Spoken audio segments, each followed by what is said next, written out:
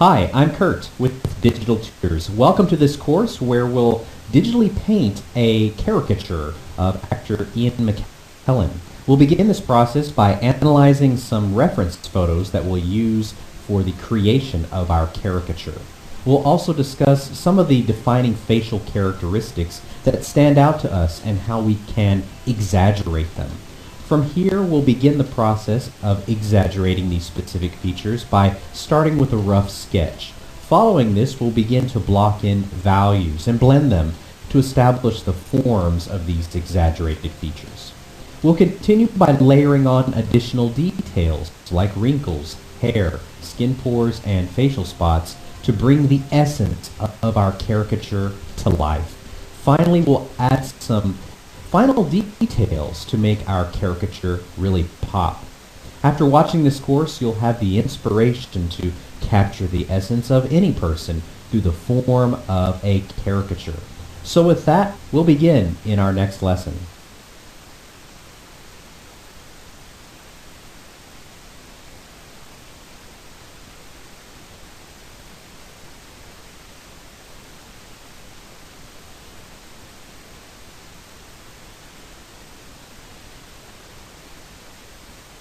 In this lesson, we'll look for defining facial characteristics in our reference photos. So let's go ahead and begin.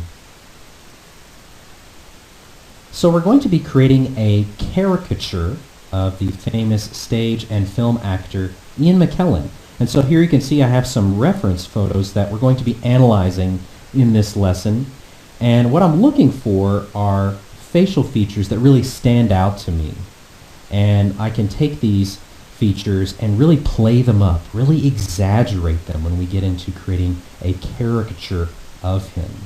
So before we get started, it's important to mention that these photos here will not be included in the project files simply because we don't have the rights to redistribute them. However, you can do an online image search and easily find these same photos amongst many others. Okay? So what is a caricature? Well, it's basically just a rendered image that's showing features of the subject in a simplified or exaggerated way. So certain features may be pushed to one extreme while others may be simplified to really get across just the essence and personality of the person, of the character. Okay.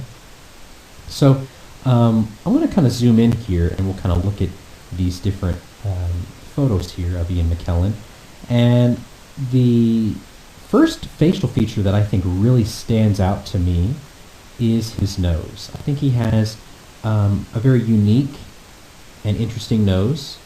His nose is kind of large, and so what I'm doing here is I'm just kind of outlining these different facial features as we kind of talk about them. And so I think that's something that I want to play up when we begin to create a caricature of him. Okay, I really feel like it stands out really strongly there, especially here as well. So there's his nose, and even here, looking at a younger version of him, he has a very defined nose. Okay, so I really want to play that up. Now, as far as what age we're going to portray him, it'll be closer to these three images right here, but I kind of felt like it helped to have a younger version of him back when he was primarily a stage actor, just to see how some of these different facial qualities have translated over time, over the years as he's aged. Okay, so the nose is one that I really want to focus on. I really want to push, perhaps make much larger than it already is. Okay. The next thing I think that is really defining about Ian McKellen's face are his eyes, okay? Especially the hoods of the eyes. They just kind of, they're very droopy.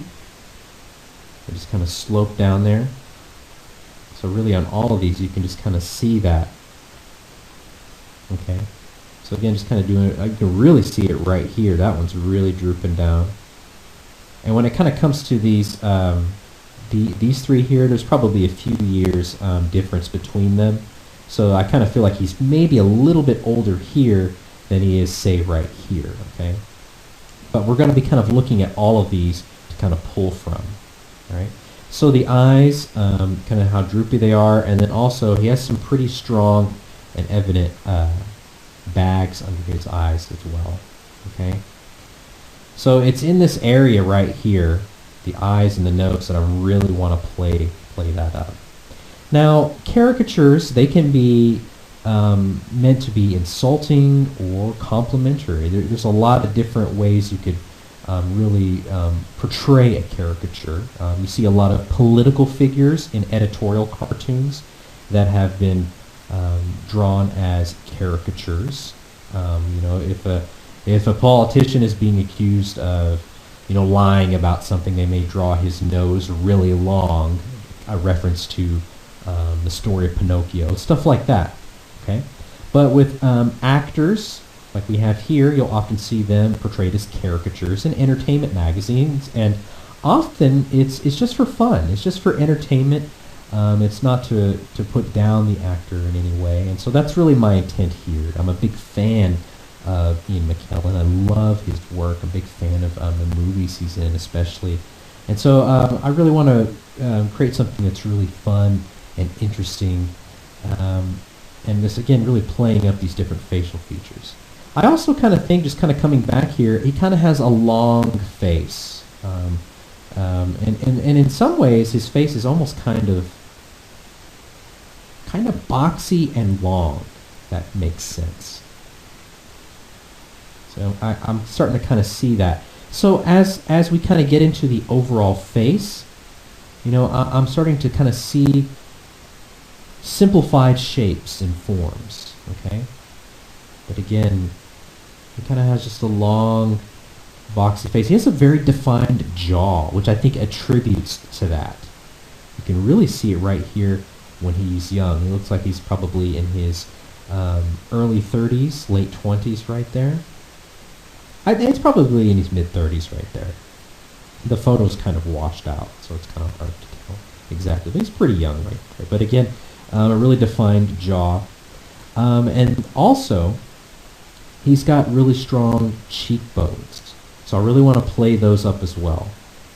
Okay, you really see it here in the young photo. Again, you can see how it's kind of translated over time. Okay, so the eyes, the nose, the long face, cheekbones, kind of a boxiness to the overall form of the head.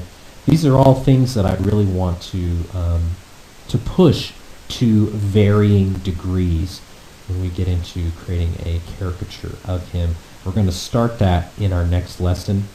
I'm going to have these off to the side, and we'll begin just with a simple, very rough sketch. Okay. But again, basically a caricature is just taking different features, simplifying some, exaggerating others. Okay? And so we'll go ahead and get started in our next lesson, working up a sketch of the actor Ian McKellen. So we'll see you then.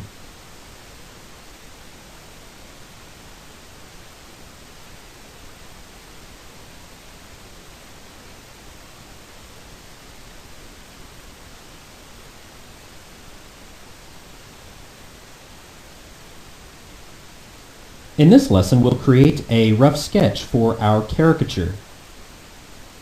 So now that we've had some time to become acquainted with our subject, we can begin creating a rough sketch, basically laying the framework for our caricature. So what I like to do is have my reference images off to the side here on their own canvas, and then here to the screen right is where we'll be sketching and ultimately painting. If you want this kind of dual setup that we have here, what you can do is go to Window, Arrange, and I chose 2-up Vertical. Okay, so just an option there you may want to try. So we've already kind of pointed out some of the primary characteristics, just highlighted here in red, that I want to push and exaggerate in various ways. As we move forward, we'll be talking about other characteristics of Ian McKellen here that we can exaggerate in different ways as well. For those of you following along in Photoshop, we're starting with the project file 03_begin.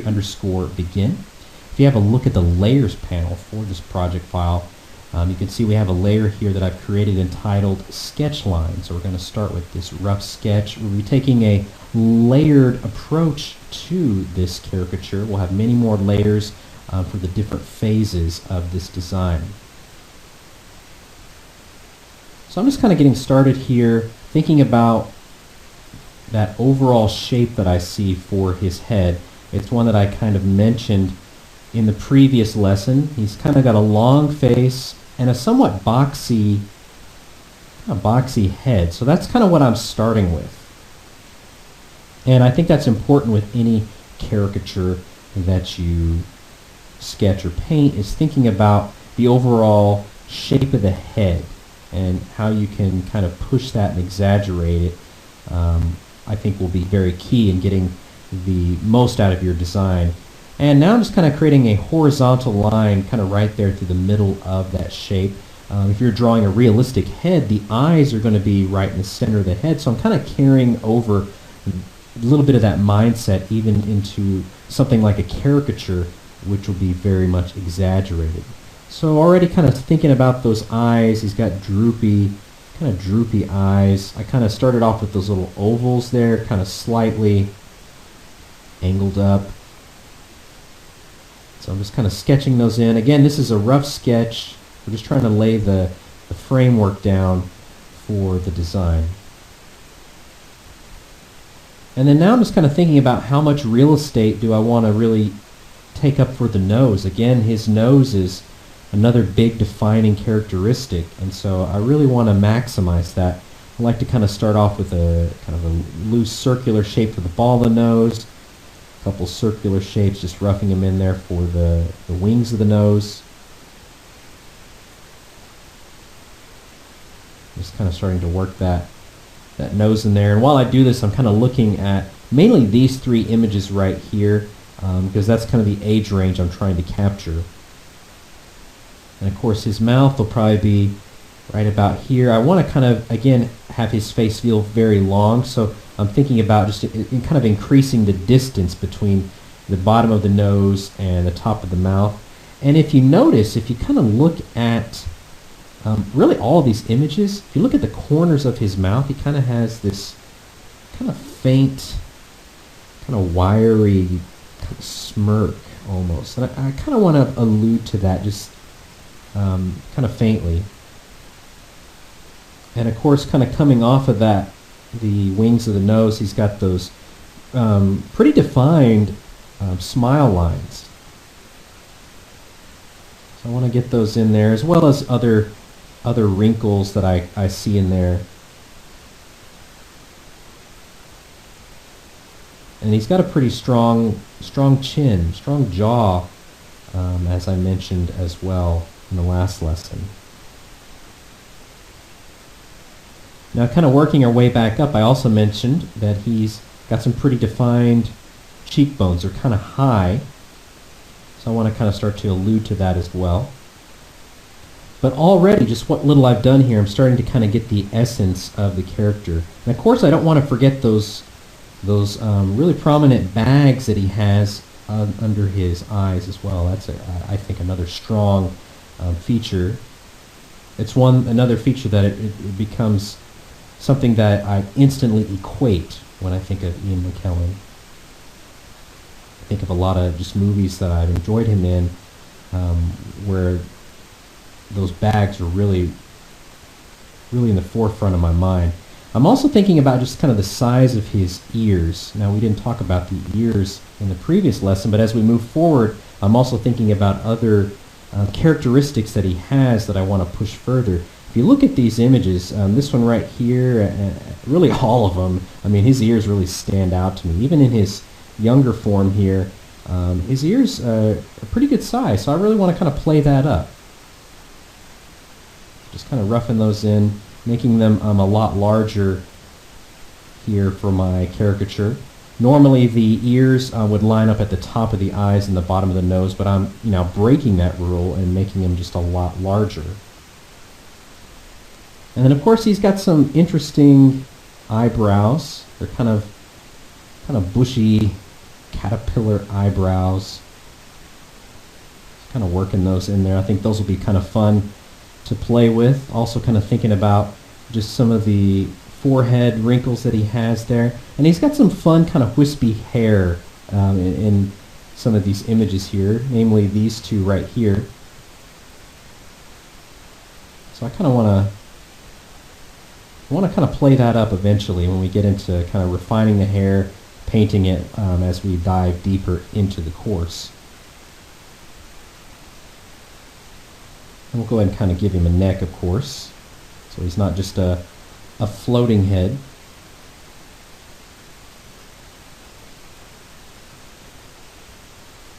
But again, this is all just intended to be just a rough sketch. We're not absolutely bound to it, but it allows us to kind of hit the ground running. Again, we're laying the framework for our design, and so we'll be able to take off of this, and start to build onto it as we begin to block in values in our next lesson. Begin to start blending and refining those values, starting to work in wrinkles and other little defining bits of the character. Okay, so this is just kind of, again, just a very rough sketch to get us started. We're laying the groundwork. We're going to build upon it. Okay, all right, so I'll kind of continue kind of tweaking this sketch kind of in between lessons, but this is pretty much where I want to go ahead and get started. Ideally, it would be my recommendation to do more than one sketch to really kind of get the juices flowing and get warmed up before moving on to blocking in any kind of values or anything like that. But that's what we're going to go ahead and focus on in our next lesson as we continue on to create our caricature of Ian McKellen.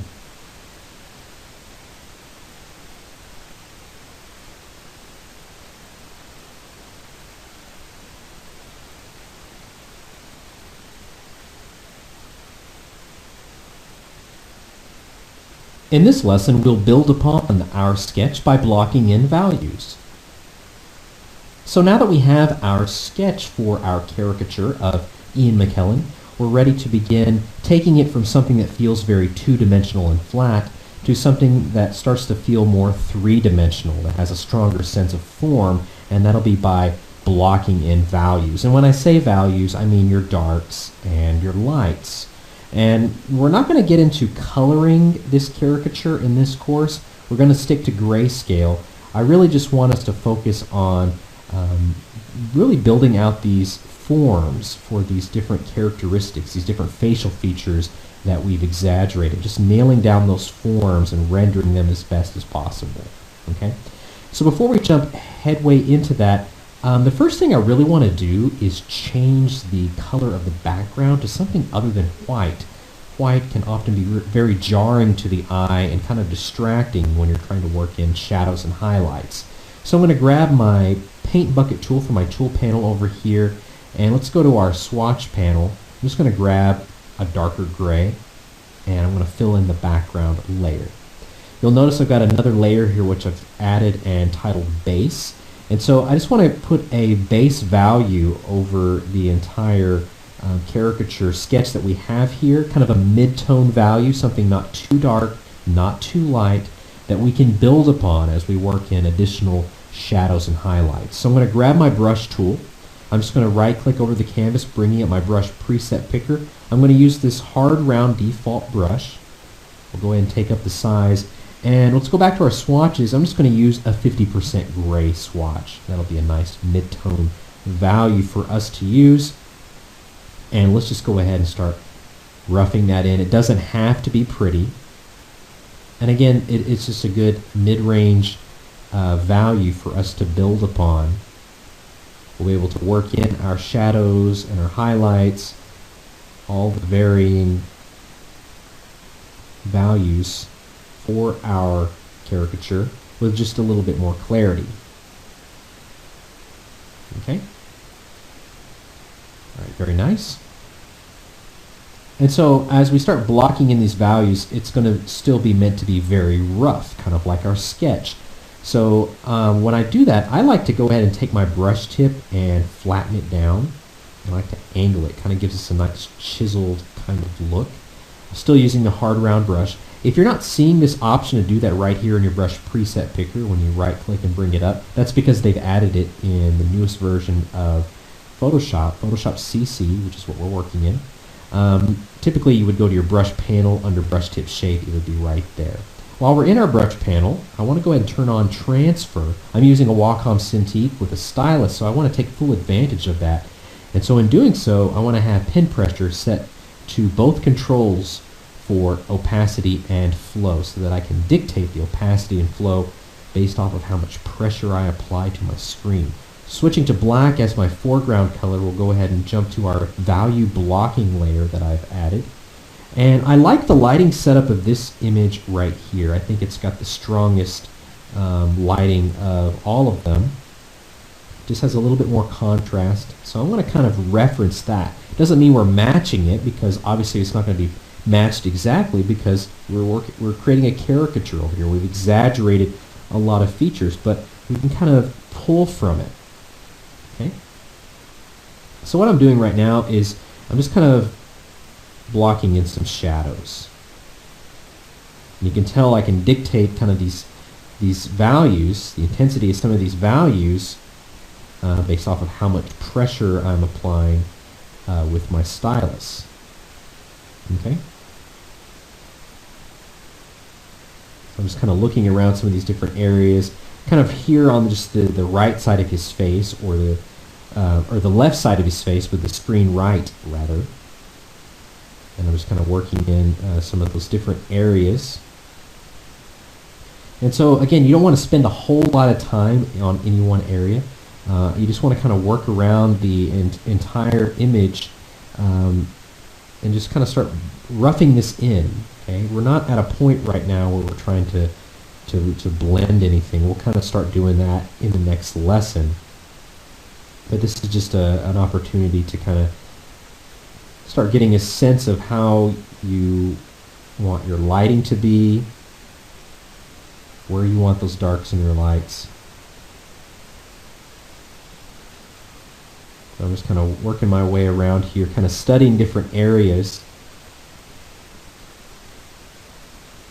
And again, I'm still just using black as my foreground color, just kind of dabbing in different areas here, like in the hair that I kind of see are darker, kind of right in there. Okay. And then just kind of over some different areas, kind of pushing some of those little occlusion shadows, little dark areas. Occlusion shadows are basically areas where just the light just can't hardly reach. So we've got a few just little areas like that, kind of in the ears, kind of around the neck. Periodically I'll change the size of my brush tip to do this. Already, just what little messy blobbing in of values that I've done here, I'm starting to have a good sense of the form. I'll go ahead and switch to white as my foreground color. And I'll just kind of start working in some highlights. Again, just keeping it very loose. Very loose, kind of thinking, just kind of noticing little kind of highlights right there in the ball of the nose.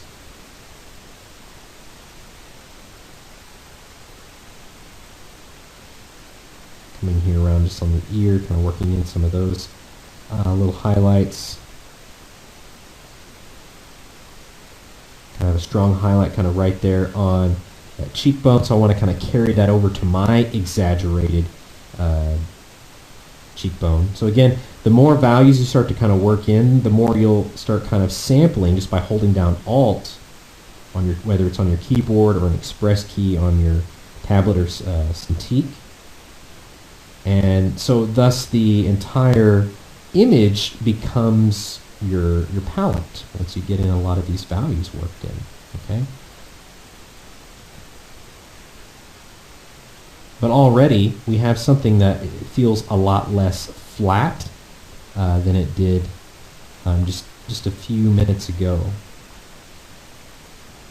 Okay. Starting to feel like we're starting to get a little bit of form built up. Okay, and you can make that comparison very easily. Okay. All right.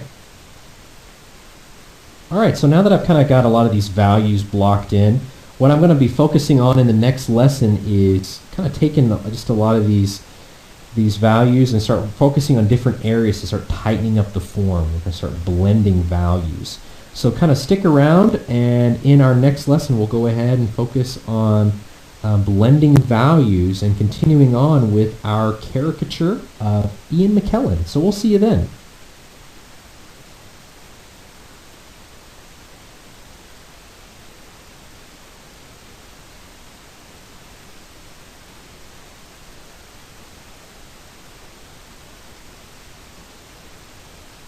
In this lesson, we'll begin refining the values for the exaggerated features of our caricature. So now that we have these values blocked in, roughed in, if you will, to start to give us a stronger sense of form and dimension, I can start kind of blending a lot of these values together, start smoothing everything out, starting to really nail down these forms more clearly. Once we've done that, then we can start layering on additional little details such as wrinkles and hair and so forth, okay? So we've got a new layer here, which I've added, called Value Refine. I'm still going to use a hard round brush, again, with transfer turned on and pen pressure for the controls for opacity and flow. I'll go ahead and zoom in here. And this is where I'm basically going to be using Alt to bring up that eyedropper and sampling a lot more. And if you're using a tablet that has express keys, you definitely want to take advantage of that, because that just makes hitting that keyboard shortcut a lot easier. You're able to work just much more fluidly. So I highly recommend that, instead of having one arm be strained reaching over to the keyboard. So I'm just kind of focusing on the bag under this right eye right here. Again, I want the bags under his eyes to be a defining quality, a defining attribute of our caricature. And while we kind of polish up a lot of this blocked in information, I'll still be kind of primarily referencing this image right here, just because I like the lighting. Okay, and so it doesn't mean we're matching it exactly, because if we were matching it exactly, we would, if you try to match it exactly, I should say, you kind of run into the possibility of starting to lose kind of some of that exaggerated quality to these different forms for our caricature. Okay, so keep that in mind. Okay, you're just kind of referencing it.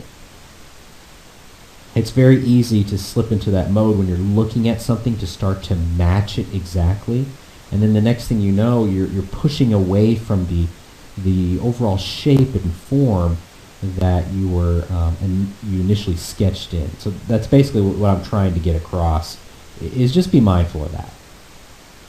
Now I really want to push kind of this droopy kind of slopiness, again, kind of coming back over here, just the slopiness of the hood of that eye. I really want to push that even further. So, you know, I'll even change up a few things as I go, just to get that just the way I want it. Okay, but again, we're just kind of smoothing out this information. And we'll kind of start to get in a little bit of that specular highlight in there as well.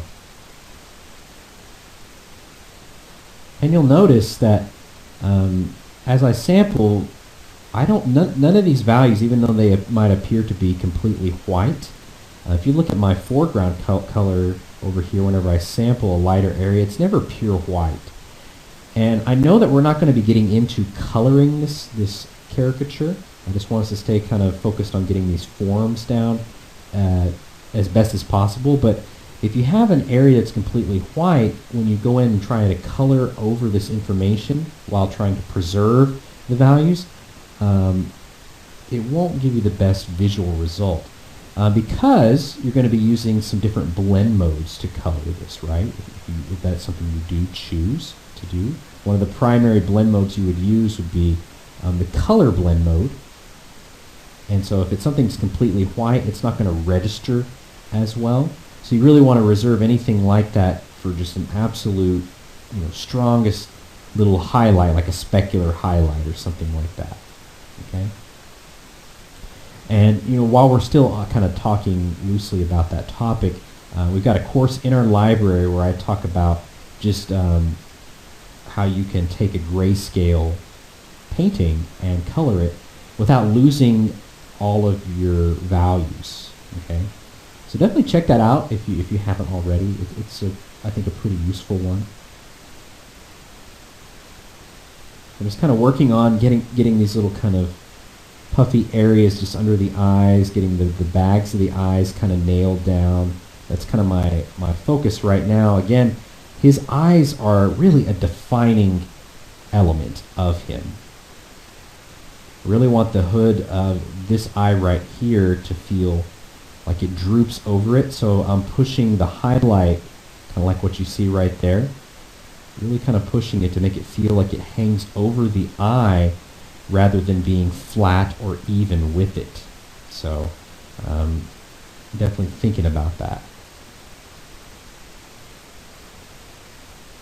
But again, I'm just kind of referencing the lighting situation that we have over there. As you do this, by the way, zoom out from time to time and make a comparison just by checking and unchecking the visibility of that layer.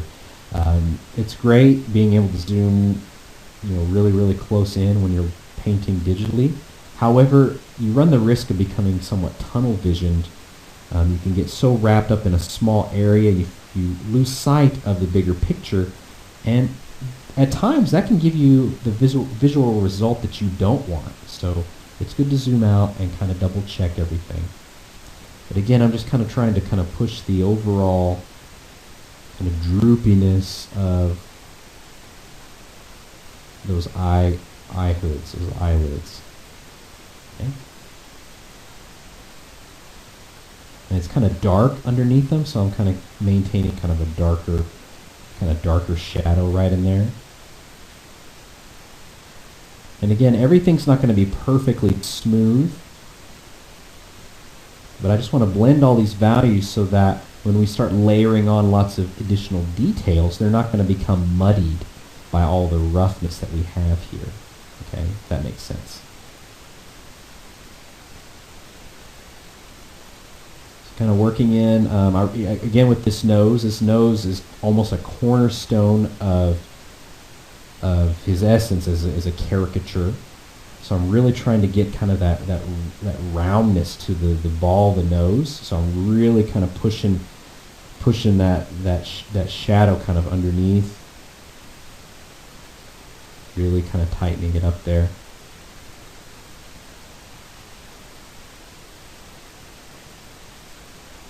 Really pushing the ball of that nose. I'm liking the direction we're going in here. It's starting to come together, feel a lot nicer. So we're going to spend a couple more lessons basically working our way around the entire head here, basically tightening up these values, smoothing out this information. But already we're making a lot of progress. I'm loving how this is starting to slowly take shape, slowly kind of come into form here. So stick around.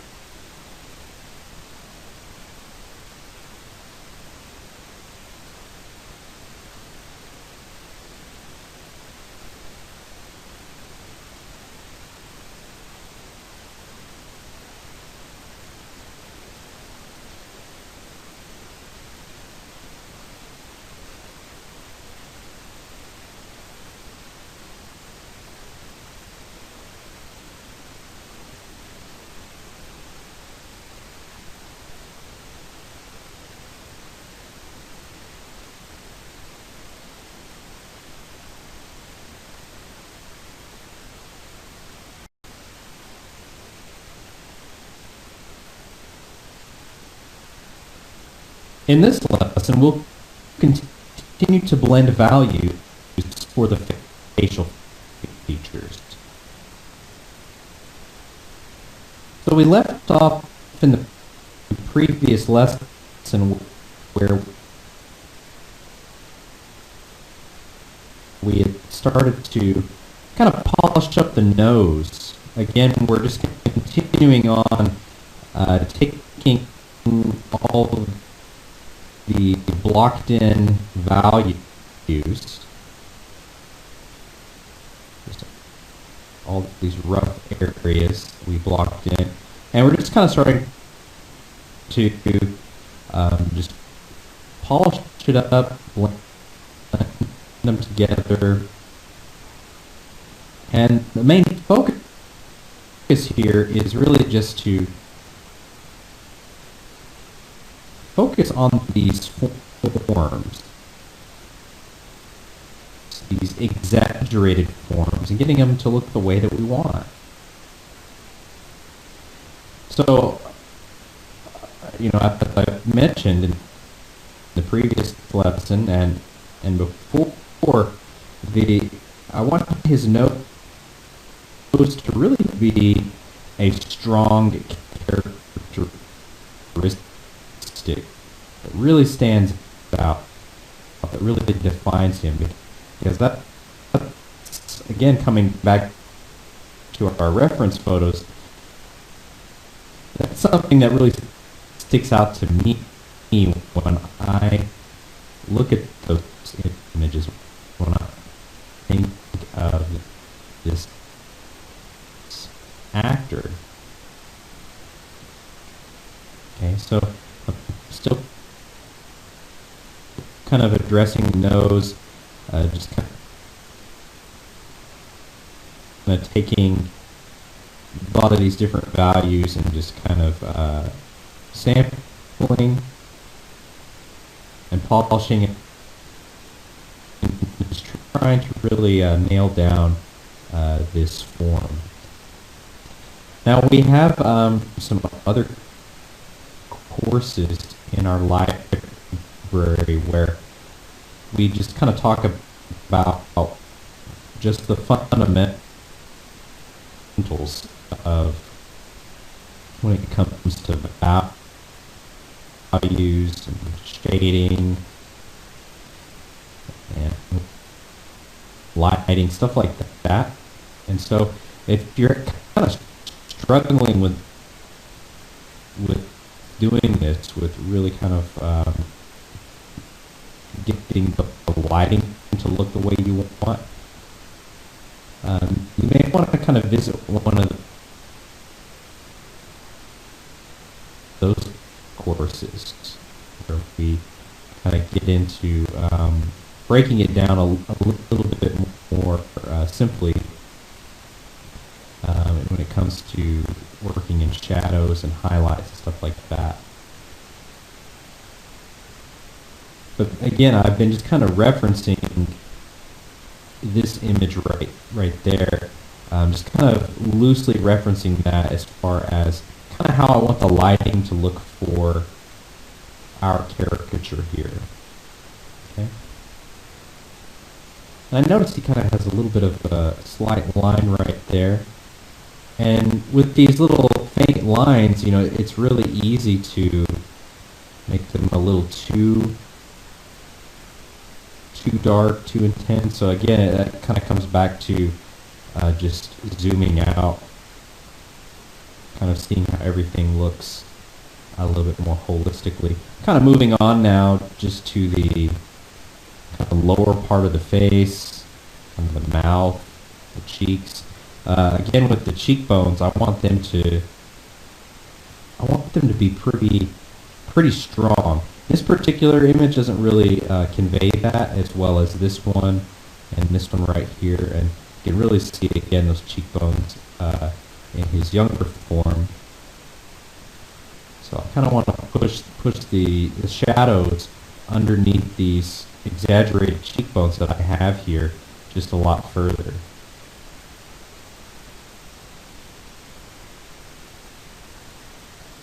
Just kind of pushing that one a little bit more, and kind of just create that nice little gradation right there. where to kind of really show that form is rolling, that it's not flat. Same thing over here, and just the way we're going to have this kind of secondary light that he has right here on the side of his face. I want to really show it just the way I kind of make that transition from dark to light. Really show that that form is rounded and not flat. Again, still not getting into doing any wrinkles yet. You know, there's going to be lots of little wrinkles here in the bags of his eyes, and just in other various parts of the face. I'm kind of working in a few kind of major lines right here, to kind of that allow us to kind of kick ourselves off when we do start working in those, you know, more detailed wrinkles later on. And we already kind of have those kind of blocked in basically, so I'm just kind of blending those a little bit more. So just kind of working my way around the mouth now. Again, you can already see kind of we're making a lot of progress here as we start to really kind of polish up this face here. Again, with the mouth, you know, he kind of has, not really so much in this one, but in a lot of other images, if you look up images, Ian McKellen, he kind of has that kind of wiry kind of smirk. And I feel like it happens kind of in the corners of his mouth. And you notice how it kind of dips down right here on the corners.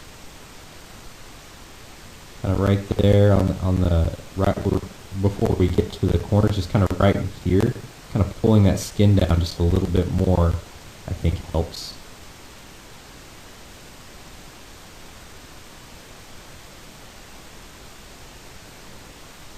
And again, kind of coming back to my lighting reference there.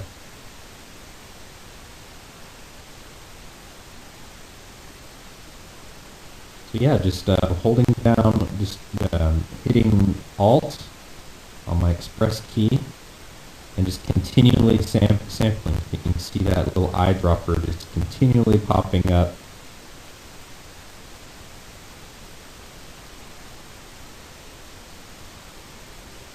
Kind of pushing these shadows kind of right here underneath the chin. You can kind of see the little droopy areas of his skin right there kind of coming down, so I kind of want to allude to that just with the kind of shadows that I have here for my caricature.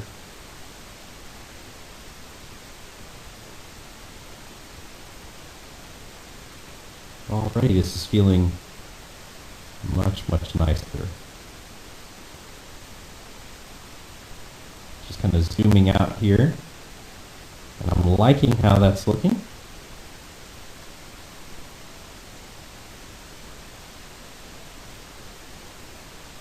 I may want to kind of make this little area right here just a little bit thinner. It was feeling a little bit thick. I want it to feel a little bit more meaty right here as it gets up towards the wing of the nose. So, you know, we're kind of aiming for a more detailed caricature, ultimately. If I haven't mentioned that already, something that is a little bit more detailed than just, you know, some line work and a little bit of rendering, which, you know, often you do see a lot of those in entertainment magazines or you know, editorial articles, stuff like that. But this rendering of this caricature to be a little bit more detailed, and when we do see really detailed caricatures where you see, you know, skin pores and stuff like that, really detailed little wrinkles. You see examples of those too, and so that's kind of what I'm ultimately going for as we kind of move forward with the kind of the rendering of this caricature. Okay, all right, so we're coming along nicely. We're going to spend one more lesson just kind of blending.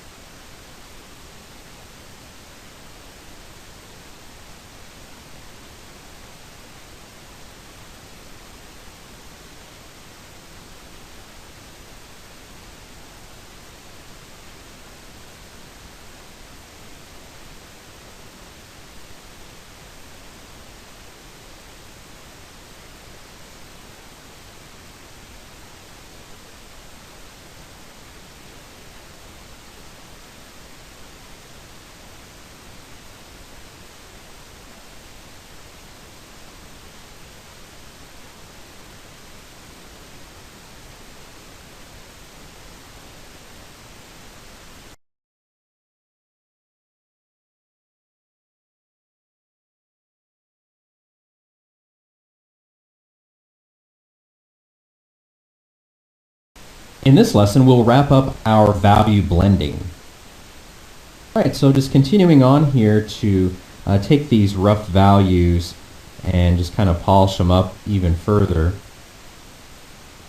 So again, I'm just kind of sharing with you my process for doing something like this. It's by no means the be-all, end-all way, but hopefully thus far you're finding it useful. Just to reiterate my reasoning for taking all these blocked-in values and smoothing them out, kind of blending them out to really kind of nail down these forms, is that it really helps when we start doing another pass over all of it, working in additional smaller details, such as a lot of these little wrinkles that we're going to put in here starting in the next lesson. I like doing it that way rather than spending a whole lot of time on one little area, just detailing it to absolute perfection and then moving on to the next. I feel like that that approach ends up becoming kind of muddy in some ways. I'm not saying that it's impossible, but I kind of like working on the entire piece holistically and just doing multiple passes. Okay. And I think that way, again, just to reiterate the word holistically, you can kind of see everything come together in a very unified fashion. Okay. And of course, you know, right now everything is looking very kind of cold and plastic with these kind of smoothed out areas. But right now we're just trying to kind of nail down the forms, kind of get these exaggerated forms that we've drawn here, and give them more dimension, more of a three-dimensional quality. So I'm kind of working on these little wrinkles right here, just in the forehead. You don't want to make them too thick. Okay. If you look at kind of our examples here, they're not super thick, and they're also you know, they're not real deep. They're not real deep recesses. So I'm kind of being mindful of that as I kind of start to blend those. I'll kind of jump around here. We'll go over to the ear now.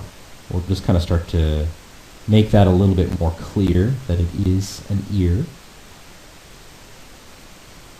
Just kind of taking these different values here and just kind of starting to, again, hold down Alt and sample.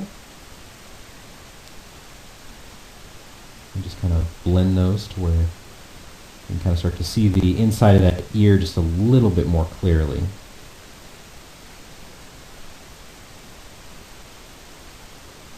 So that's starting to feel nice. Again, just kind of making comparisons as we go is always good. And again, I want his ears to really be another component, another characteristic, just that really stands out. That you know, in addition to the nose and the bags under his eyes, I want those ears to really be something that the viewer will see pretty quickly when they're looking at the entire image.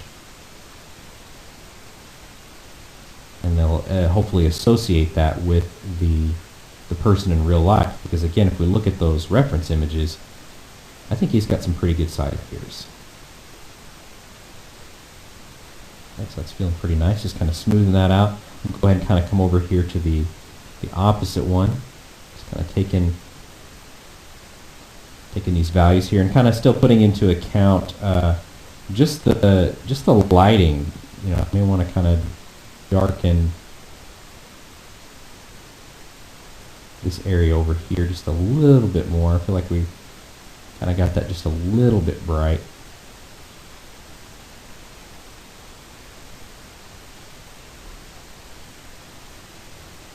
Just kind of taking this area over here is looking a little rough, so we want to kind of clean that up. Kind of want to reference this ear right here, just because I think you can see it just a little bit more clearly.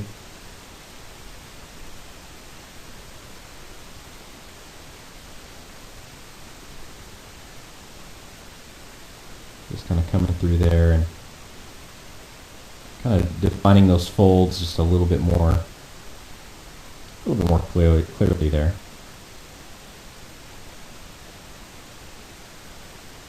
Kind of coming around the bottom of the lobe, kind of making that appear that it kind of rolls a little bit so it's not completely flat looking. All right.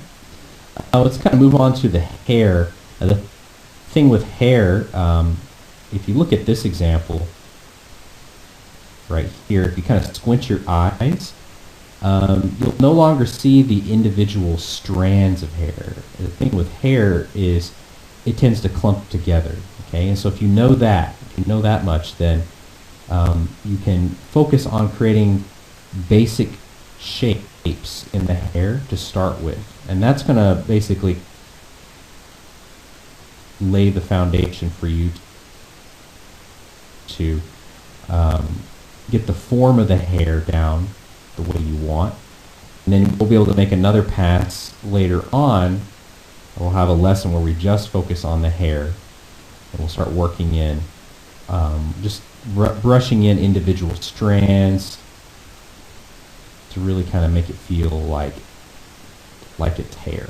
And again, this is a caricature that I'm kind of taking it to more of a realistic rendering rather than just kind of line work and just some light rendering. Often you kind of see caricatures like that in editorial magazines, editorial cartoons, where they're just kind of you see some line work and a little bit of kind of watercolor rendering, but sometimes in entertainment magazines, especially with actors, you'll see some pretty detailed caricatures. And so again, that's kind of where we're trying to go with this.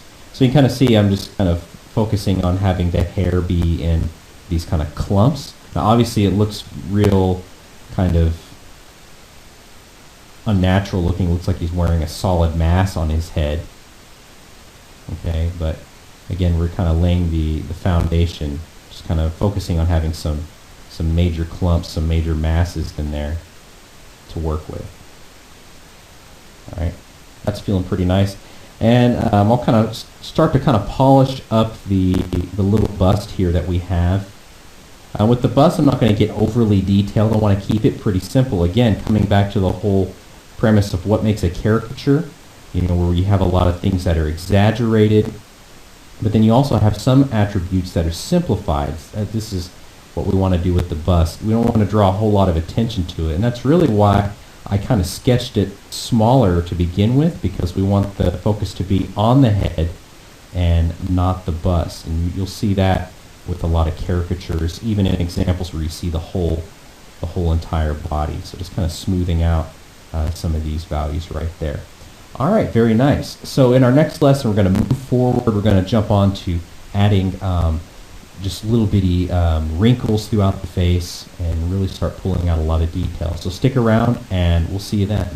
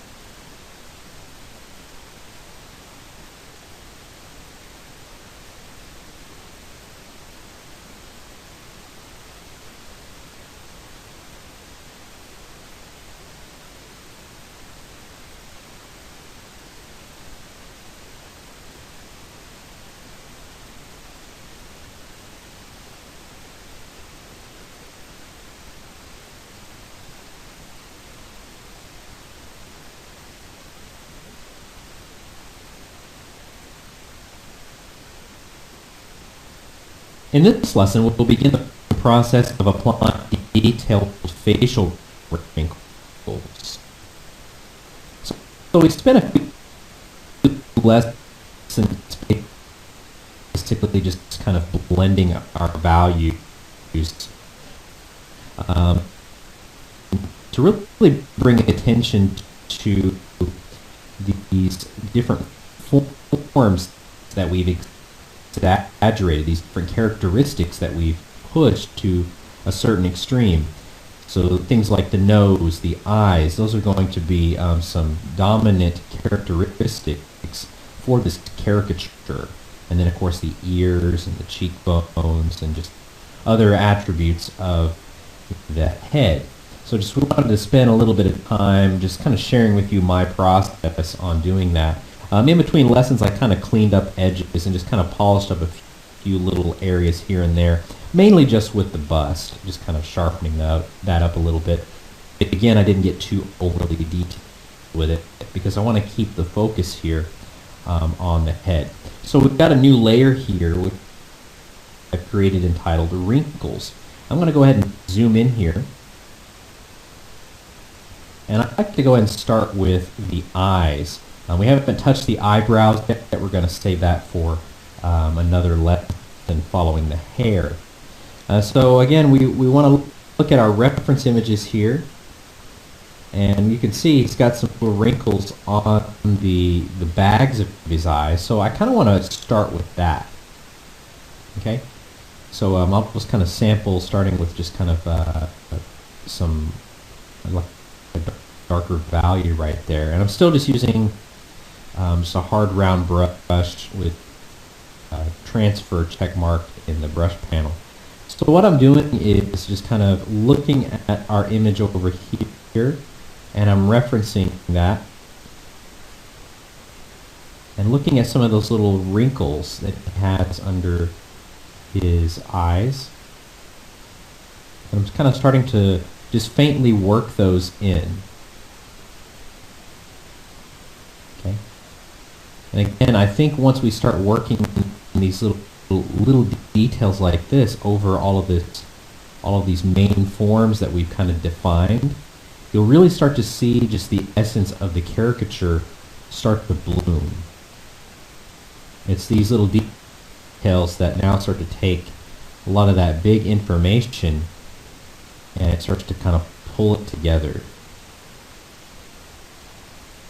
So this is where it starts to get really exciting for me in seeing these little bits and pieces start to come together. And that's kind of why I mentioned how I don't really like to do all this little fine detail to start out with, focusing on one area and then moving to the next. Just because it doesn't allow me to really see everything come together holistically. So right now what I'm doing is I'm bringing in a little bit of a highlight in there too to kind of make some of those little folds, if that's what you want to call them as well. Those little wrinkles, overlapping skin might be more appropriate, to kind of feel like they're raised up so that it doesn't feel flat. Okay? Because if you just draw some lines in there, then it's still going to feel flat. It just feels like just flat lines on skin. And so you still want to think about kind of what we've been doing basically, just on a smaller scale. It's just we're rendering just smaller details now and just kind of polishing them.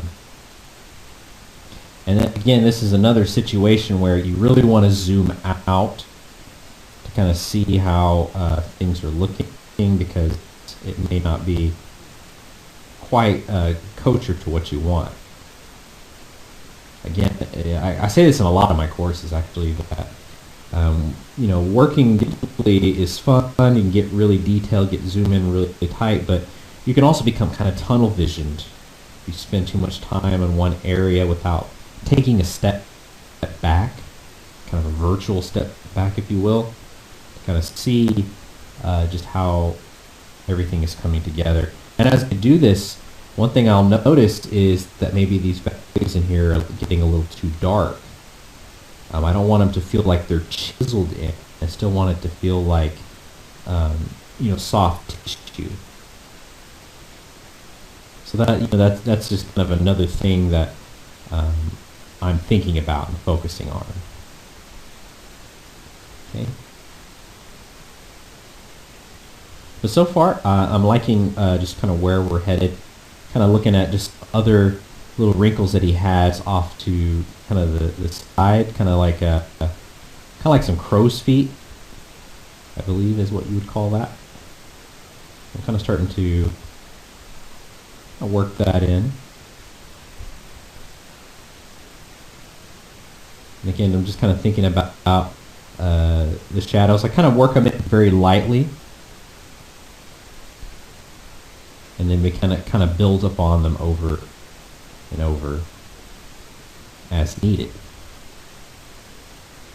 And he's kind of got some little ring. You can't really see it right there, but I noticed on this one here, he's got a few little wrinkles that are kind of coming up off of the hood of the eye.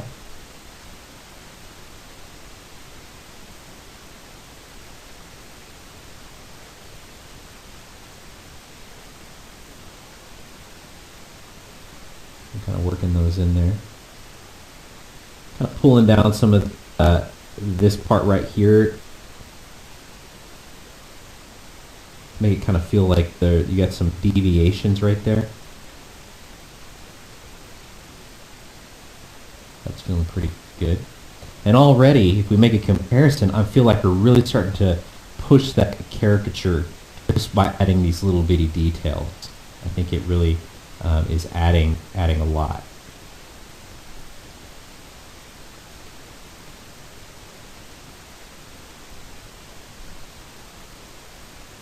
And again, just kind of focusing just on this eye right now.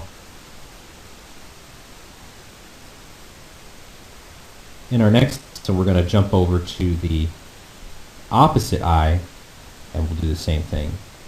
But I'll kind of start to work down. I'll notice he's got like a little line coming down, just kind of right there.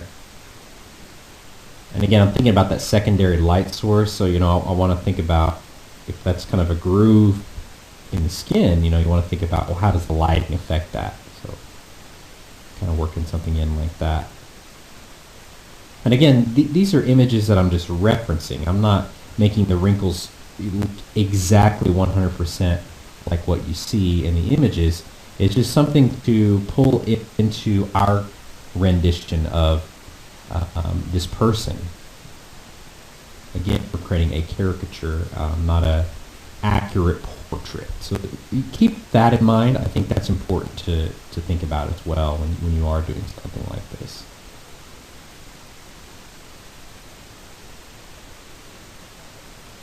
Just kind of getting a few of those wrinkles in there. All right, very cool. Okay, so we'll go ahead and pick up in our next lesson. We'll continue on working in some wrinkles. We'll kind of focus over here on the opposite side. So stick around. We'll see you then.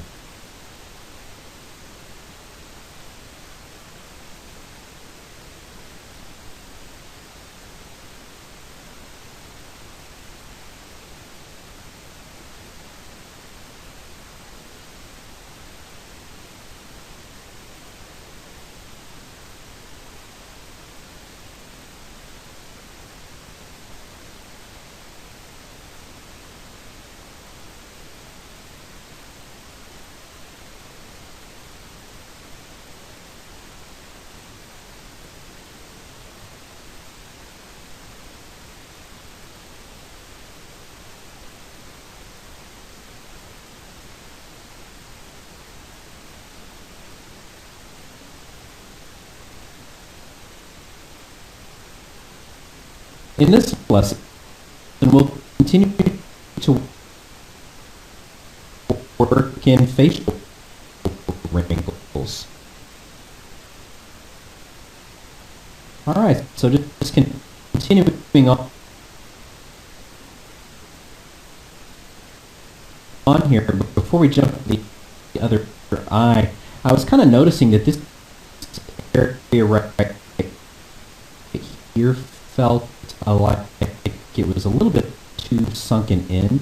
So just kind of pulling in a little bit lighter value over that area, I think will help. So even though we spent all that time kind of polishing the different forms and features of our caricature, you still want to keep that at the forefront of your mind. You'll still come across areas that you want to start tightening up. So I'm kind of doing that as I go, and kind of I think doing it on the wrinkles layer is fine because I'm kind of still weaving that information in at this point with the wrinkles in specific areas. So I'm kind of adding a few just kind of faint lines kind of coming up there so that it doesn't feel so smooth.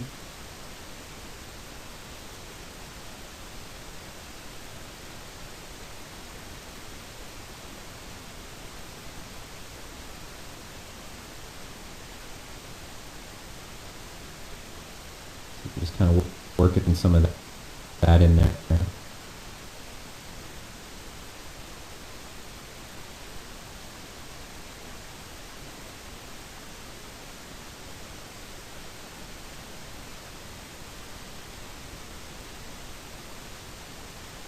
That's feeling a lot nicer.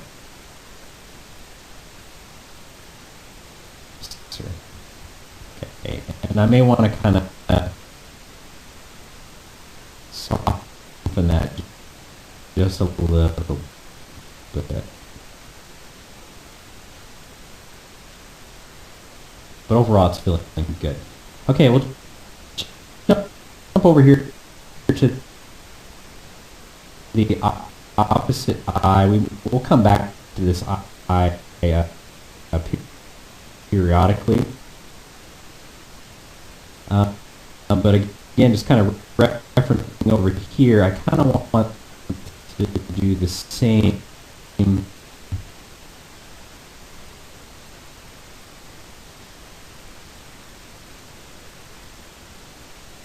thing.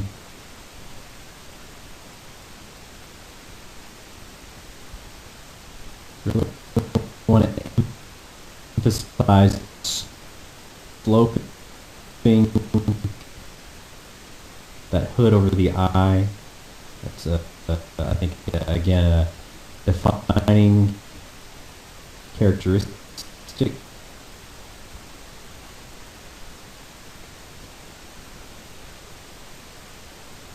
I'm noticing a few little kind of wrinkles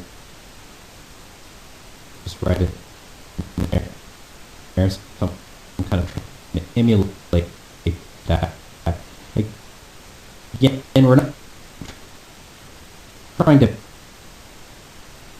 match them perfectly. This, of course, is a caricature. We're not doing a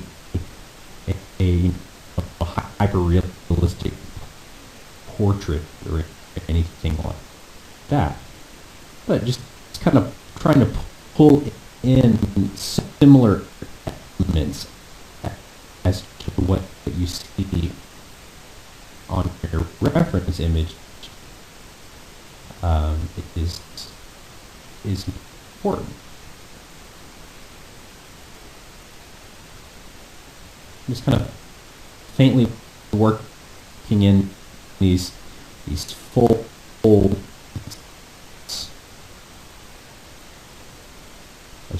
skin that are basically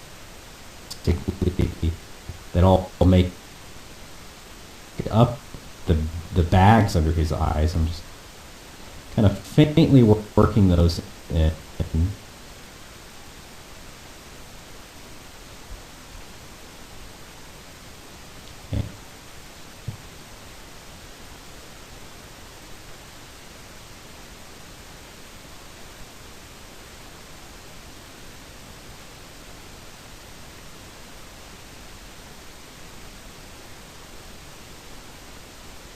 And again, as we do this, it's a really good idea to take a moment after you kind of worked in a little bit of this information kind of zoom out, see how it's looking. You spend too much time getting really granular with something like this. You can zoom out and you'll realize you went maybe a little bit too far, and you need to rein yourself in. And so I'll kind of continue to harp on that because it's something that I think it attacks everyone.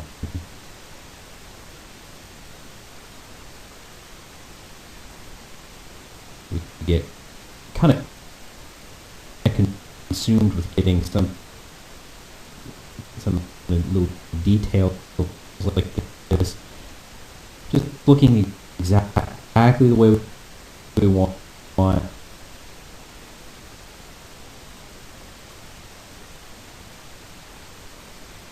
And it's good to take a step back. So, again, kind of pulling in now some lighter value into some of these areas right in here. Again, it's kind of doing what we did with the entire image, but just on a smaller scale, trying to make these forms feel like they roll, so that they don't feel like they're just flat lines painted over these larger forms.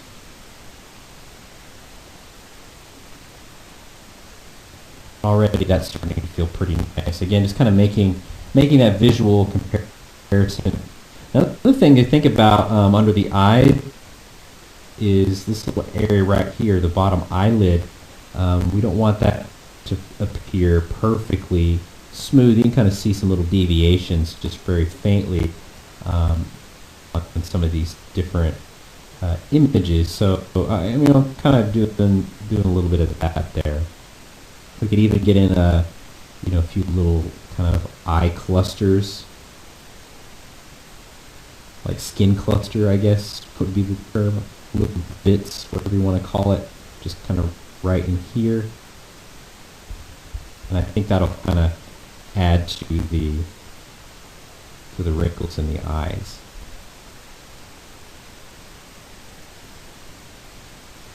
So I'm kind of pulling in some of that white value, kind of pulling it down a little bit, and it is pulling those lines up, and that I think kind of helps kind of get that sense of a little bit of rolling tissue right there underneath that eyelid.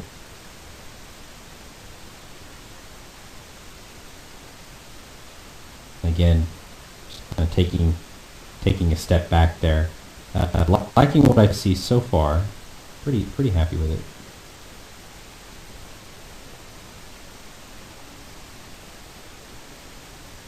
Strengthening some of these lines here.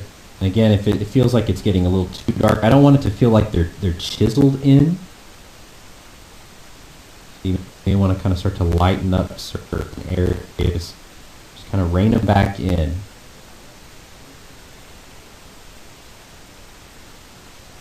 But overall, that's starting to feel pretty nice.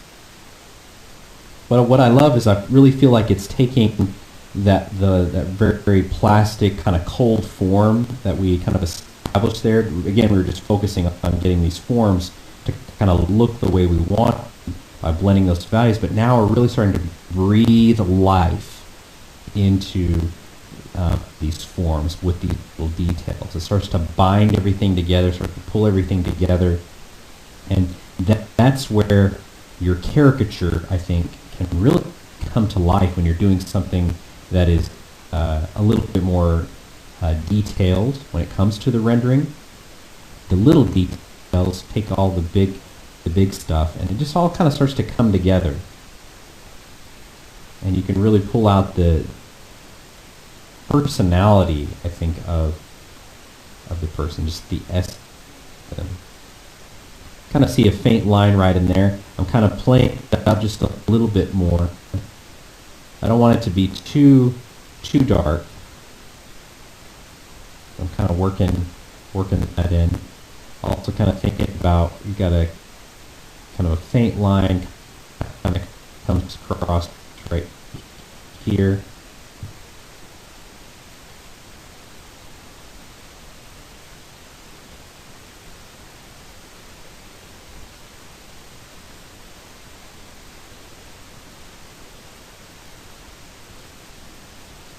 working in some more little subtleties, just kind of in and around up here.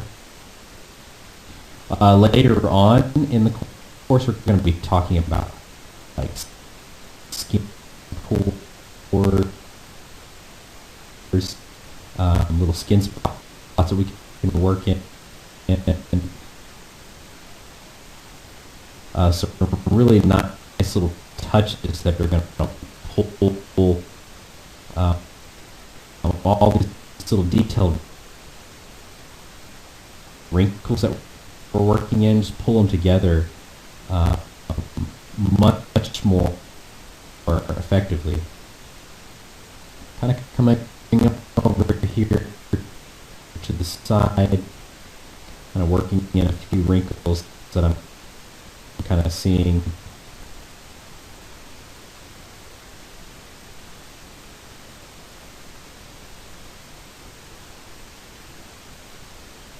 Just kind of working in some lines right there. And I have a few just kind of over here that I want to kind of start to kind of nail down. I want to kind of start strengthening this area up.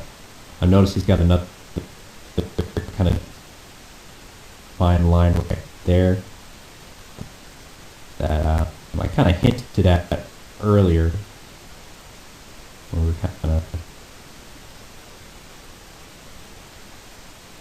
laying the groundwork.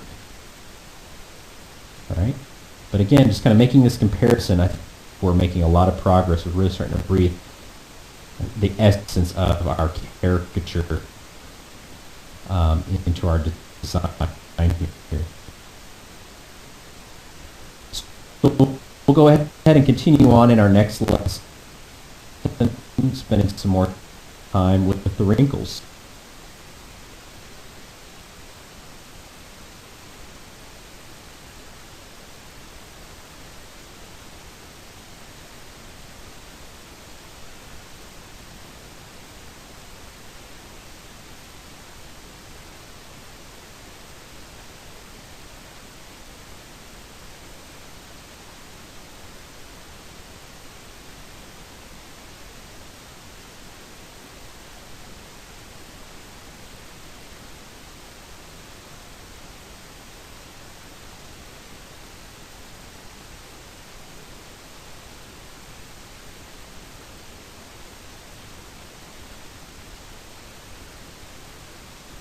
In this lesson, we'll continue to add remaining facial wrinkles.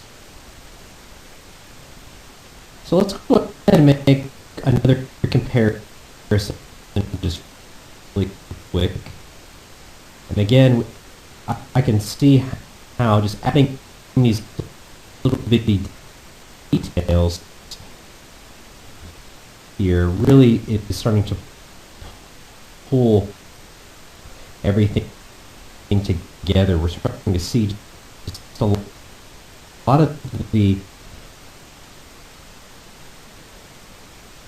personality shine through with our caricature. So again, I'm just kind of referencing some of my different images over here that I have off to the side for these wrinkles. I'm still kind of focusing on this one right here.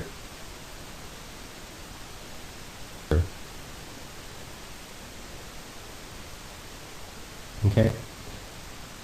And so just kind of still moving around over here on this side of it.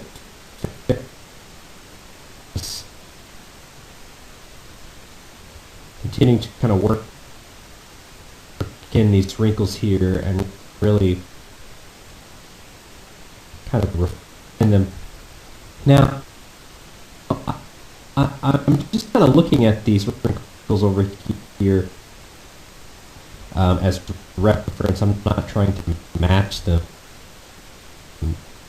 you know, absolutely perfect accurately. Just because we're not doing a completely realistic uh, um, portrait. We're doing an exaggerated caricature. Okay, and so I'm just kind of trying to pull from what I see and essentially apply it here in a way that I think will read well with the rest of the just kind of exaggerated elements that I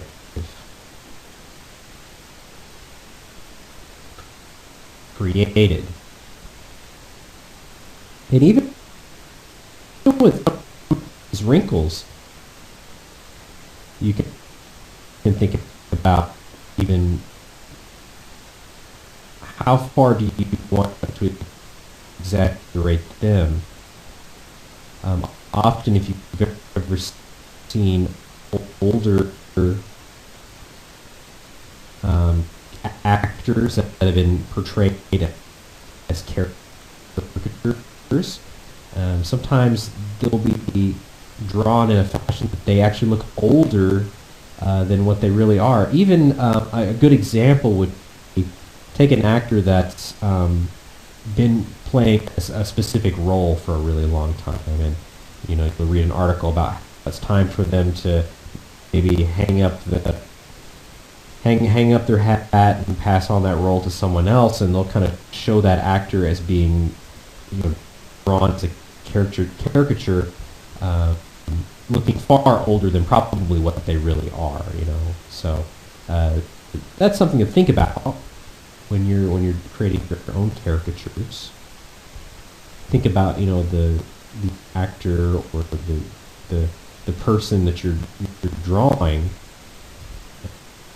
and kind of what their backstory is, what they're involved with, and often that can help you really craft something that's really fun and entertaining.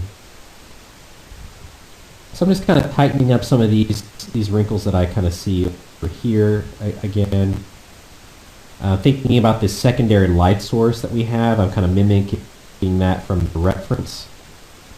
And so you essentially have kind of these cavities, if you want to think of them like that, in the skin. If you were to look at them up really close, so that's basically what they are. And you want to think about, you're seeing the shadow as a result. And so if we got the light coming from this direction, you want to think about how that's going to hit the skin. So we may have kind of these little areas just on this side of these little wrinkles where you'll kind of see a little bit of a highlight right there. Okay.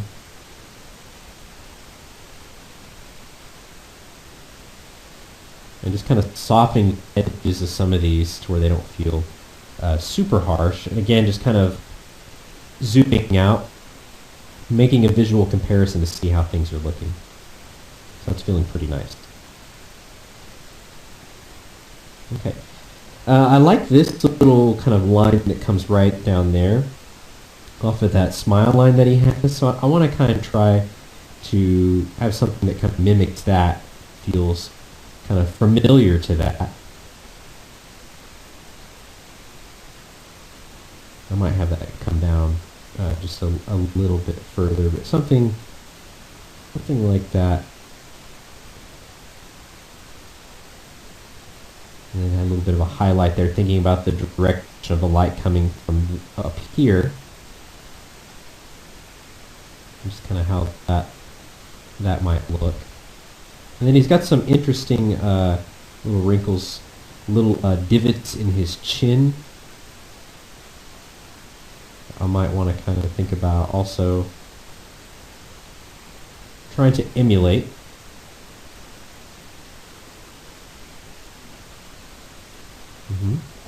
And that's feeling pretty good. And kind of coming around here, I see some faint wrinkles right in here. And this is where, I may want to kind of push these just to be a little bit more evident than these right here. So that's feeling pretty nice. So kind of making that decision on some of these wrinkles, the value, how dark they get.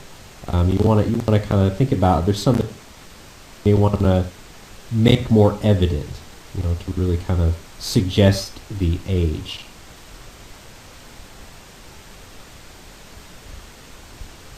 But already that's feeling pretty nice.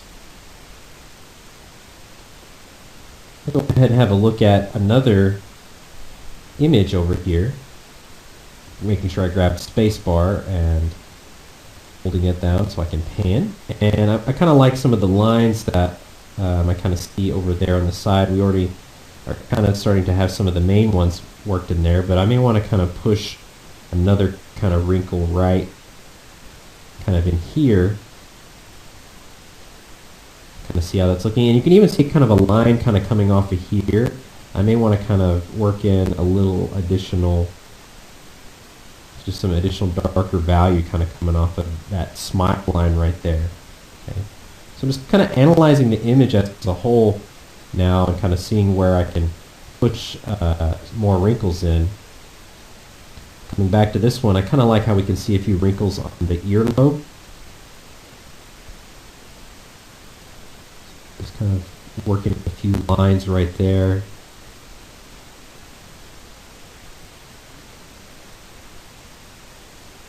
Just kind of studying that as a reference again. Kind of zooming out, that feels pretty nice. And even on the lips, his lips feel rather smooth right now. So just kind of bringing out some little lines, just kind of coming off on that bottom lip, just like that. And then working in just some lighter value in between those. Kind of show a little bit of a highlight there on the lip. And I may kind of reduce that highlight right there and kind of blend it in just a little bit better.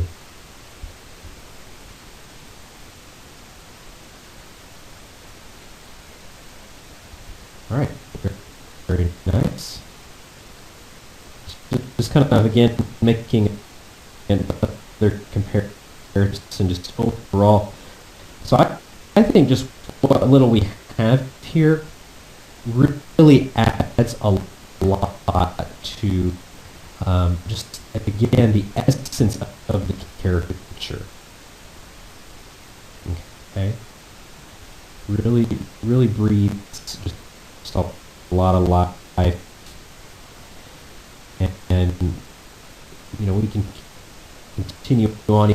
Even coming up here, I see just little deviations in the eyebrow or in the brow forehead area. Adding just some little lines in there. Adding in some lighter value to kind of push those a little bit, make those a little bit more evident.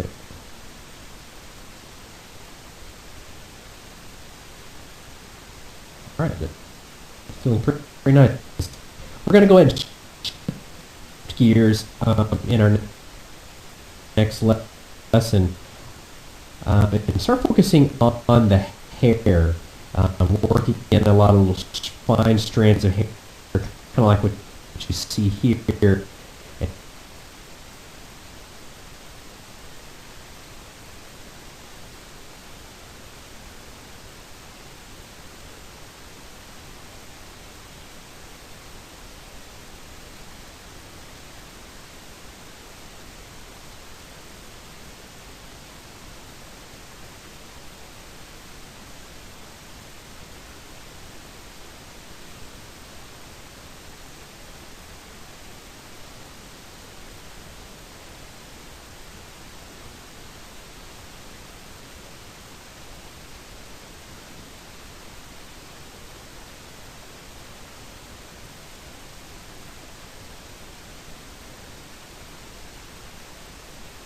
In this lesson, we'll focus on adding detailed strands of hair to our caricature. All right, so we've spent some time adding just a little detailed wrinkles to the face of our caricature of Ian McKellen, and just as I've mentioned before, adding these little details starts to really bring everything together. We start to see the personality begin to shine through with our caricature. So just to kind of make that comparison once again, you can really see just what a world of difference that makes. In between lessons, I also added a few little wrinkles just kind of right there on the neck. And one thing I've been kind of noticing is I kind of feel like these brow wrinkles are just a little bit strong.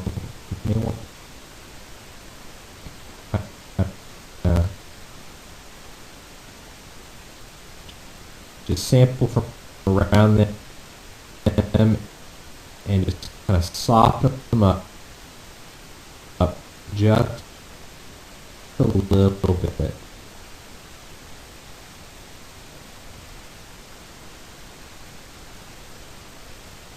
Now there are some wrinkles that you know I've exaggerated, made it a little bit more intense, but in this case I kind of feel like I might want to just stop and this up just a little bit. I feel like they're becoming a little maybe distracting. Okay. Alright, so I've got a new layer here titled Hair Detail. I'm going to show you just a couple of different ways to start getting those strands of hair in. I'm going to right click, bring in turn on transfer once again, same settings, pen pressure for both controls for opacity and flow, and then I want to turn on shape dynamics and make sure I have pen pressure set for the control of the size jitter so that I can control the brush tip size up to basically whatever I set it right here in my brush preset picker. Now let's go ahead and switch our foreground color to white. And I want to kind of focus on these main kind of clump shapes that we established. Again, hair tends to clump together. And so if you can kind of think about that first before working in any details, you'll find that you'll be able to get something that feels pretty natural. Now, as I do this, I'm still kind of referencing his hair over here in this image, but there's another image a lot, which is this one right here, where it just feels really wild and wispy. So we're kind of be pulling from both. Now, as I draw these kind of strands of hair, I'm trying to kind of have nice fluid motions. That one might have been a little bit long, so I took a step back there, just hitting Control Z. But I don't want to try and draw the hair, each individual hair strand too slowly. We're trying to have kind of nice, quick, fluid motions. And again, I think that will help kind of give me the visual result that I want. So I'm kind of following just kind of the contours of these shapes, or these clumps, if you will, as I do this.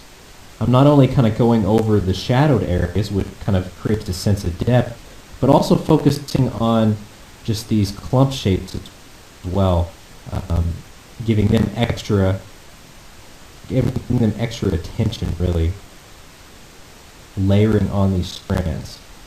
As you do this, you can start to make kind of a visual comparison, and you can start to see how it's shaping up, and I'm really starting to like it.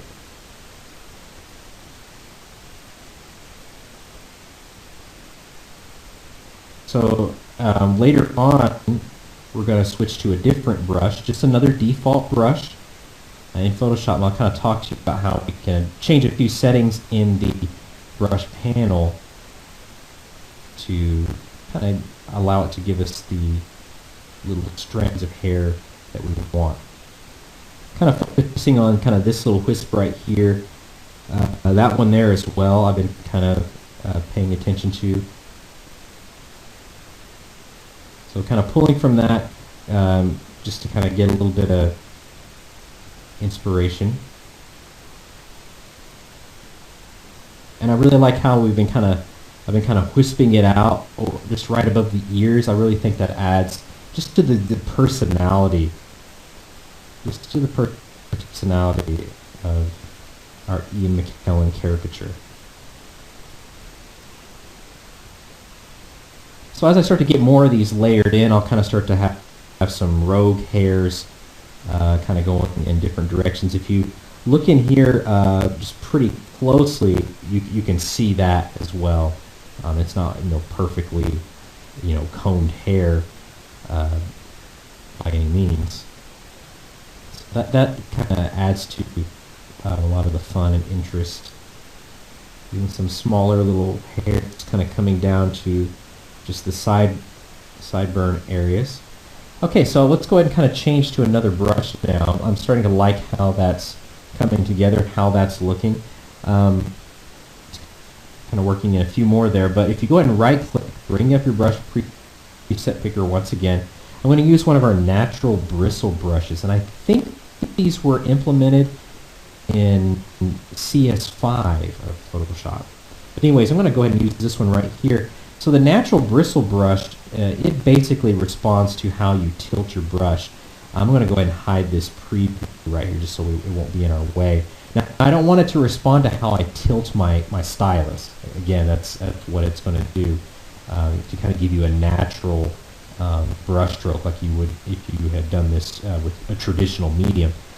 So what I want to do is come over here to the brush panel. I'm going to checkmark brush pose, and I want to make sure that I have tilt override X and override Y both checkmarked, and also make sure that your percentages here are set to 0. Okay, and then we'll turn on transfer. All right, and then we'll go back, making sure we're still on our hair detail layer, and we can even kind of see what it'll look like. We might want to go ahead and size up our brush tip just a little bit more, just to kind of see what it looks like over here on the side. And there you go. You can start to kind of see what that looks like. So when you do this, your brush tip right there will be static. You won't see it kind of changing in shape because it's not paying attention to how you tilt your stylus. Well, what this does is this kind of gives you some nicer, little finer hair strands in addition to those ones that we used with our hard round brush. Okay. Now you don't want to size it up, too big, but kind of right around where I had it, I think was pretty nice. This gives us just some nicer hairs to kind of work in here. Okay. But already we're starting to get something that feels pretty nice. Okay, so in our next lesson, we're going to continue on just kind of focusing here on his hair. We're going to continue just kind of cultivating it, if you will, just kind of getting it just the way we want. So stick around and we'll see you then.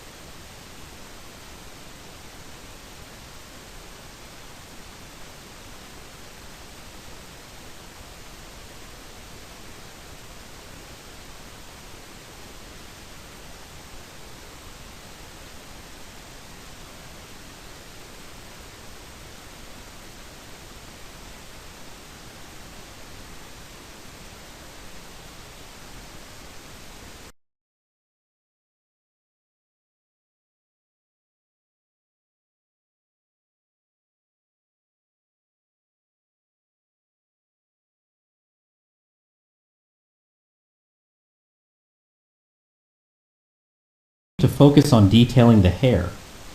Alright, so I'm still using that natural bristle brush. Again, I went into the brush panel. I turned on brush pose, making sure I have both of those overrides check marked and both percentages right there set to 0.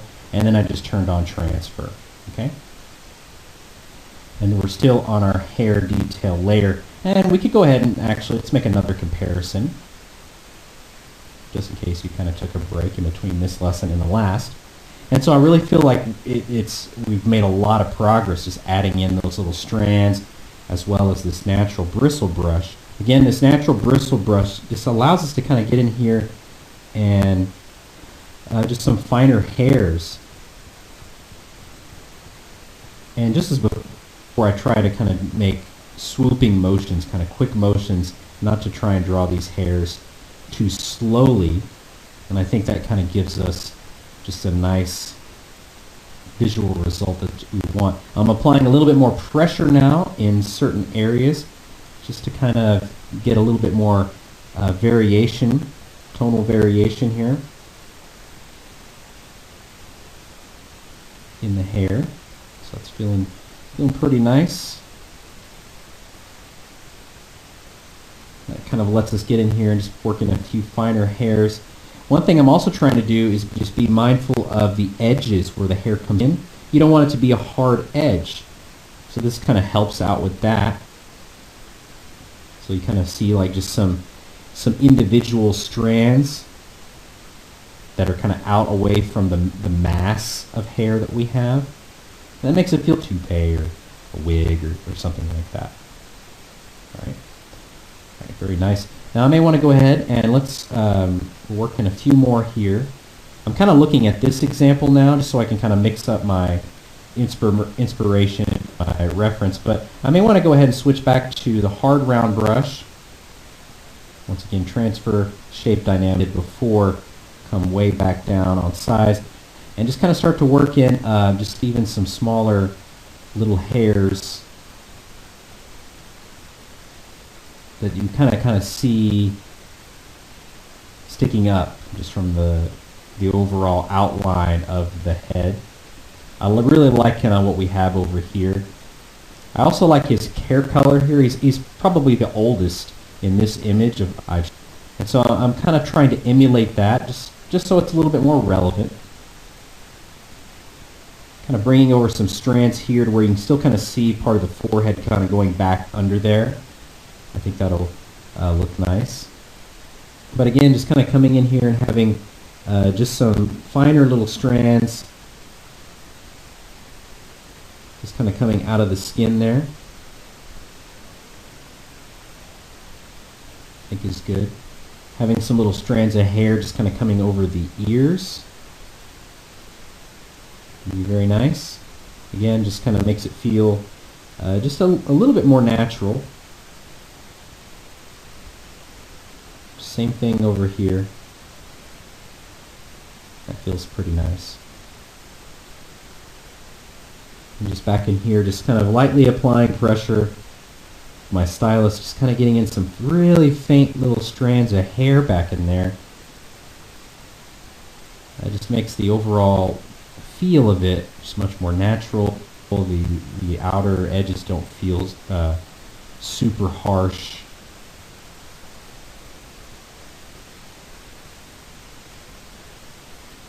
And we've been using, pretty much white this whole time to get in these lighter strands of hair, but you may also want to use kind of a darker color, kind of mix it up a little bit. Work in some additional values here.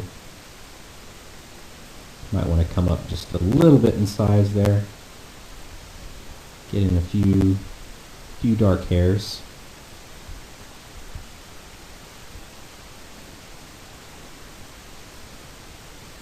That's feeling pretty good. Switch back to white. And again, make comparisons. I really feel like that's making just a world of difference. And again, kind of just pushing, getting some, you'll kind of see that there'll be some areas that are, pretty white. So I want to kind of mix that up. I don't want it to be very consistent all the way throughout. At this point, so you can basically see it's very much kind of a layered process, just layering on this hair. I've got another course in our library, by the way, where I just kind of talk about painting hair in Photoshop. We apply to for a female. So definitely check that out. That one's pretty fun. And that one basically involves just the whole aspect of color. We kind of do it from the ground up, from scratch, just painting with color. So if you kind of want to dive more into painting hair, give that one a shot. This is basically just one approach. It's not by any means the be-all, end-all approach, but I think you'll find it pretty useful. All right, so we're getting a lot of little individual strands in there, kind of tying it all together. It's feeling pretty nice. One thing I want to go ahead and do now is kind of soften just the back parts just a little bit, to where everything's not perfectly, kind of in focus with this hair. You can very easily kind of get everything just super detailed, but then it'll feel kind of weird just because it's really in focus. So I'm just going to switch back. I'll use the hard round brush still. I'm going to size it up, but in this case I just want transfer enabled. And what I'm going to do is just kind of lightly kind of sample and just kind of hit kind of some of these back areas here, and I'm just kind of softening it. Softening just some of these back areas back there. Just very lightly. Alright, so that's feeling pretty good. And then just kind of working in just a little bit more. You can see now that as I even worked in those individual strands, again, we start to see we have hair that's in clumps. And ultimately, that's kind of what you want, is we can still see these clumps that have formed, and that was basically kind of built upon just that framework that we had right there that we essentially blocked in with values. And so that's still kind of what the end result kind of should be, is you should kind of have these clumps of hair that have formed. Okay, so that's something I kind of mentioned in the previous lessons. Hair tends to clump together. So as you work in those strands, kind of keep that floating in the foreground of your mind. Okay, so in our next lesson, we're going to shift.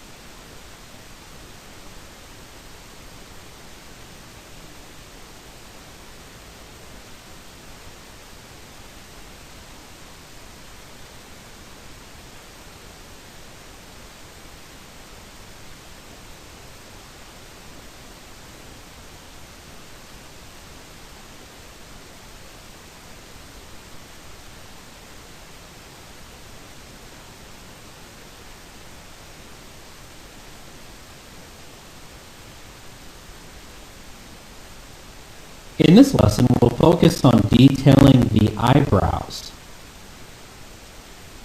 Alright, so now that we've spent some time working on the hair, which I'm really happy with how it's turned out, I want to now focus on the eyebrows. Basically, we just have some roughed in values here from when we first started blocking out. The same thing, just on a smaller scale, with the eyebrows, basically what we did with the hair. Okay. Really quick though, let's make another visual comparison, just to kind of see how that really turned out. And again, I think it really just adds a lot to just the essence and personality of our caricature. Okay. So I've got a new layer here titled Eyebrows Detail, appropriately enough. So I'm going to use my hard round brush, again, just transfer. And so what I kind of want to do is I'm just going to kind of sample. I like kind of the texture that we have going on in here. I just want to kind of soften it down. I'm just kind of sampling just from kind of a gray value. I want to kind of soften both of them down. And if you look at just his different images of him, he's got just some pretty wild eyebrows, especially right here. That's just great. Great inspiration to pull from. So I want to have some rogue hairs, just kind of a couple kind of coming down here. But he just kind of has these big kind of caterpillar-like eyes that I think, or eyebrows rather, that I think really just add a lot to just who he is and what makes him another quality that makes him recognizable. So I've just kind of been softening those down, and then I want to go back to our brush panel. I want to turn on shape dynamics this time. Just double checking, making sure I have pin pressure under shape dynamics for the size. Okay, go ahead and size that down, and go ahead and just sample just from some white right in there, kind of a slightly white, and start to kind of work in just some additional little hairs. So he's got some long, like, eyebrow hairs. So what I'm doing right now is just kind of working in just some additional ones kind of over that information, just to kind of flesh it out.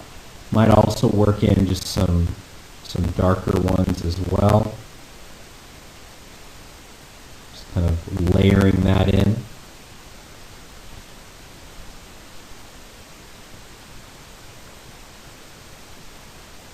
And as I do this, just kind of zooming out here, making that comparison, liking how it's looking. So we got a lot of dark in there, but we also have some strands of white hairs coming out. So I kind of want to keep the dark pretty dominant, and then just kind of have some of the gray kind of be second to that, and then the white just be just a few. So I kind of want to have maybe not that straight, but just kind of have a few just kind of rogue hairs that are kind of coming down. I like the idea of just kind of having one just kind of looped down like that. I think that looks pretty neat. So just kind of zooming out there, I really like how that looks. Okay, kind of same thing over here. Just kind of working in some additional strands, just kind of layering them in. We'll work in some darker hair. So we're just building up on what we kind of started out with. We had just kind of some framework there, just some kind of texture basically to kind of play with. And that was just kind of our foundational element to kind of pull from.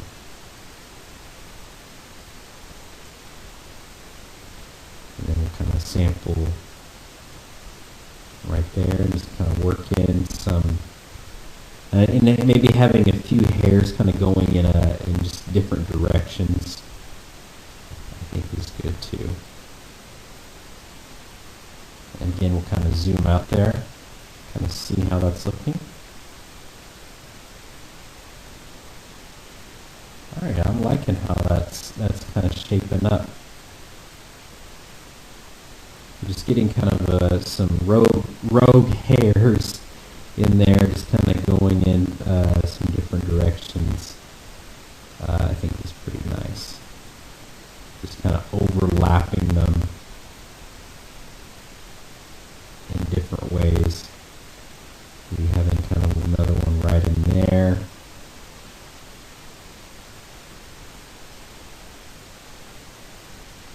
So you just got these big caterpillar eyebrows that I really like. Okay.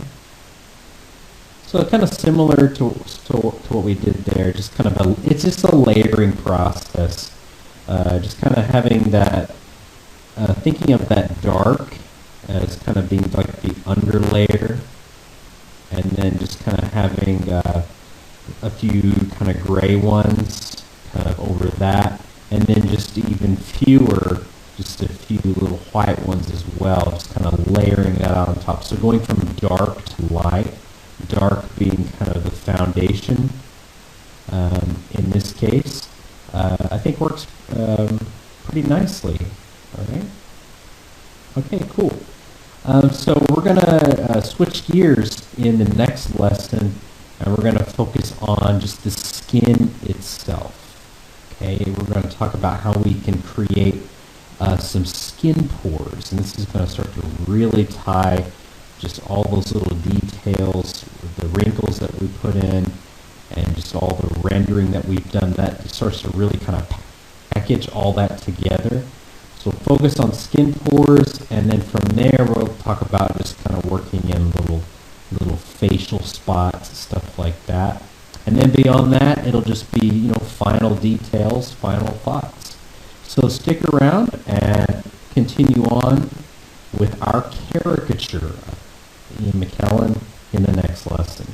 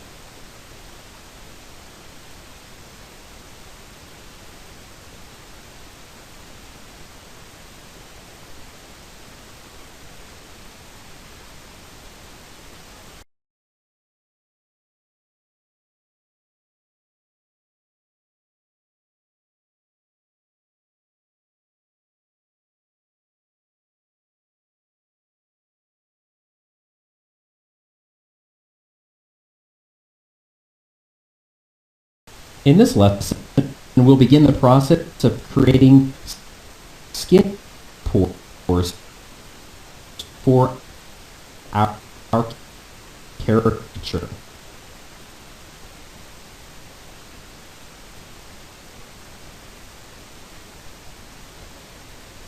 So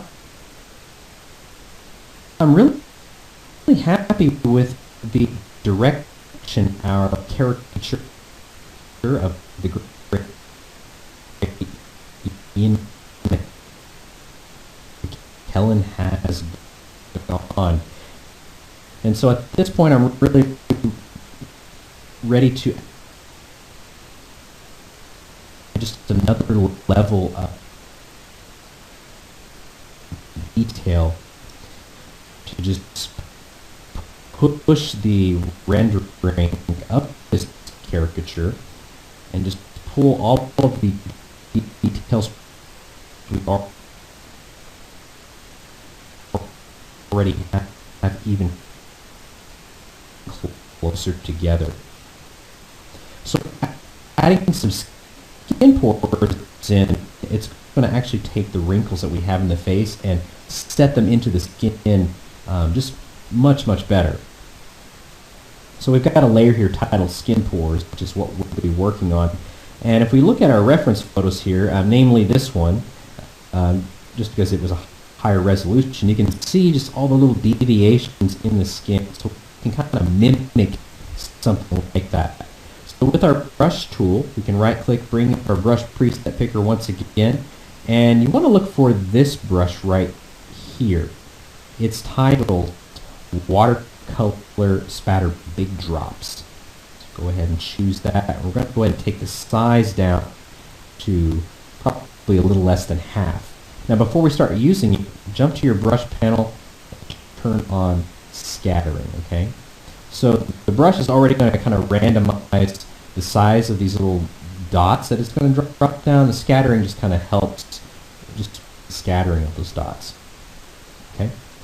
All right. So we'll go ahead and zoom in here and make sure you have black as foreground color. That's going to make a big difference, especially once we get into using a specific filtering effect here in a moment. So just kind of working our way around here, what I'm trying to do is just kind of drop these little randomized dots all over the skin in a way where we don't get any kind of major, clusters or masses or anything like that. Okay, I'm trying to be pretty random about it. I'm trying to do it in a very organic kind of fashion. Okay.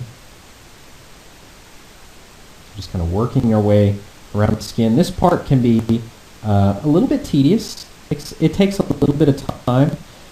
And bear in mind that this isn't the be-all, end-all method for creating skin pores, but it's one I think you'll find useful.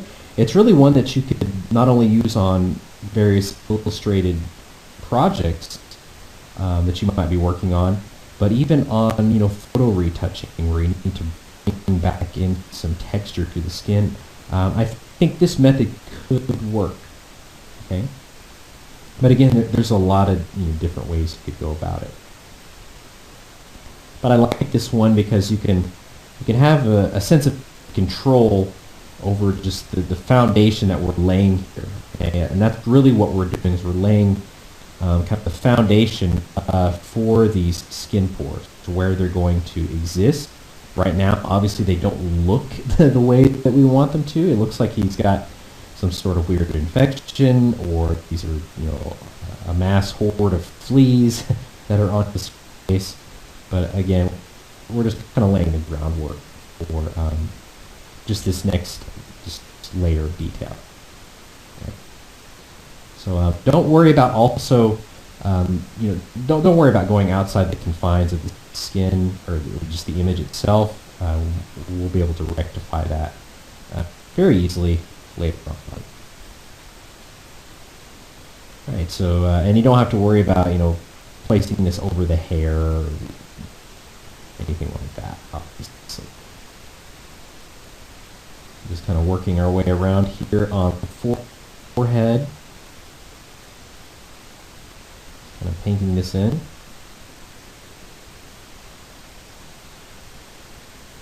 Alright, very good. Okay, so once we've got these pores in, we're going to be using a specific filter. Now I want to be able to, if necessary, adjust the settings for the filter to get these little spots looking exactly the way I want. So to be able to do that, I want to be able to have these spots basically set as a smart object. I want this layer to be a smart object. So you can either right-click on the layer itself and choose Convert to Smart Object, or alternatively, you can go to Filter and you can choose Convert for Smart Filters. You can just click OK. Either way, you'll get that little icon right there on the thumbnail for our skin pores layer, signifying that it's a smart object. All right, very good. So the next thing I want to do is go to Filter. We're going to go to Stylize, and we're going to go to Emboss. Let's zoom in here. You can see how those spots look different now. So we got some different settings here that we're going to adjust. We're going to be adjusting the height and the amount. Just kind of pulling those up. You can see how it takes those spots and it kind of makes them feel like they're raised up, you know. And so what we want to really focus on before we start fine-tuning these numbers is this number right here next to angle, where we can basically kind of emulate the lighting. Okay, so our light source is kind of coming from up above, up in this direction. Okay. It kind of being cast down. You can get a sense of that just in the way I've done my shading here, with the shadow being cast off the nose and below the bags of the eyes. So we go ahead and adjust that angle, maybe right around there. You can see how we're kind of getting a result where that light is hitting what appears to be like little divots or little pockets in the skin, little pores, if you will. You can see essentially the shadow for those little pockets, but then also the light being hit. And kind of zoom in there, and that's kind of the direction that we want. I would want the light to be on this end right here, and the shadow to be above it, because again, think about the direction of our lighting. Okay. Next, we can start to adjust the height. Okay. You can kind of just see how that separation right there between the highlight and the shadow kind of becomes a little bit too soft. If we go too high, right about there, actually feels okay. And then the amount, you might want to take that up, just a little bit more. Okay. Now, obviously, I don't want it to be that sharp and crisp, but we're already making a lot of headway here.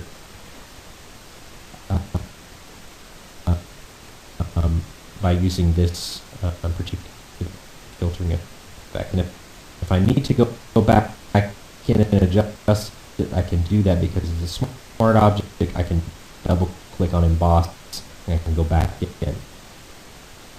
Alright. Okay, very nice. Okay, now we want to go ahead and take all this and kind of soften it up just a little bit. I'm going to add another filter. I'm going to go blur.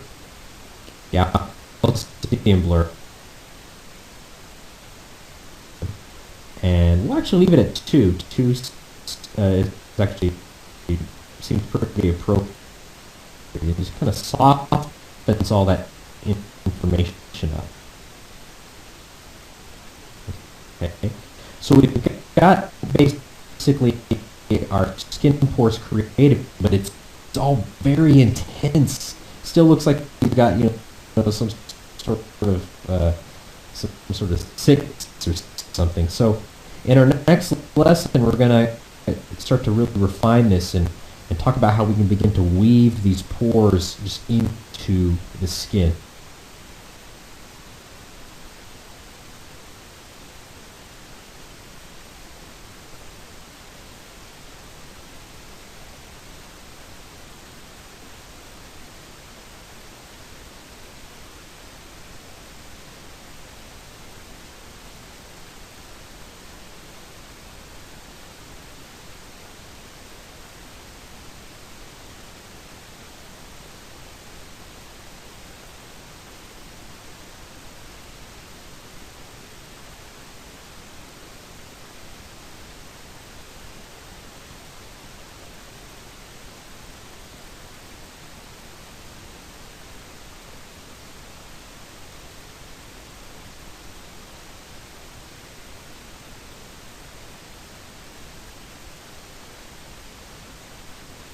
In this lesson, we'll blend the pores we created into the skin of our caricature.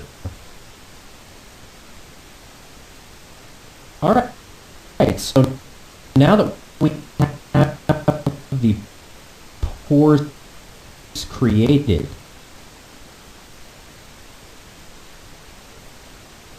we want to control their visual intensity,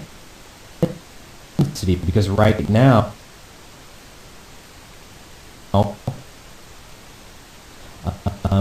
it looks very scary. It looks like he has some sort of outbreak or disease or something. So we want to be able to kind of weave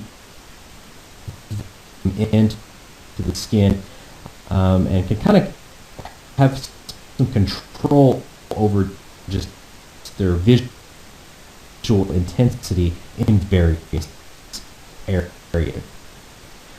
So we're going to do this first and foremost with a layer mask. So make sure you have your skin pores layer selected. So come down here and click on this button and add a layer mask. Now what we want to do initially is to mask out everything. So we want this layer mask to actually be black, and then we'll use white to reveal gradually these skin pores. So alternatively, you could have just held down Alt and then clicked on this button. It would have given you a black layer mask. Or the mask itself selected, you can hit Control and I on your keyboard and it'll just invert it.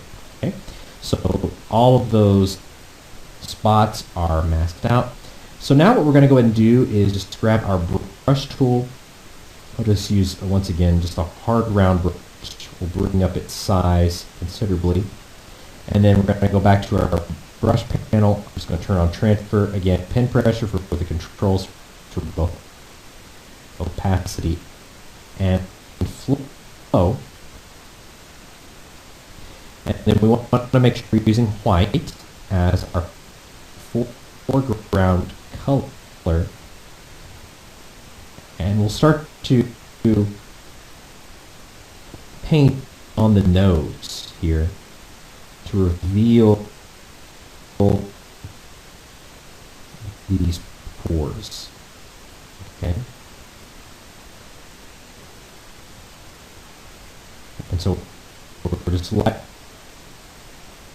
applying some pressure here to reveal them in. Okay. And that's feeling pretty nice. Now, if it's still feeling kind of intense, if it's still kind of becoming too intense, as you do this, as you lightly reveal it, we may want to start to think about appropriate blend to kind of combine with our subtle revealing of these pores. So if you choose where it says normal right here, just clicking on that, we could either probably go with either your soft light or overlay. I think these are going to be one of the two really appropriate blend modes. You can see what soft light kind of looks like. That might be a bit too subtle.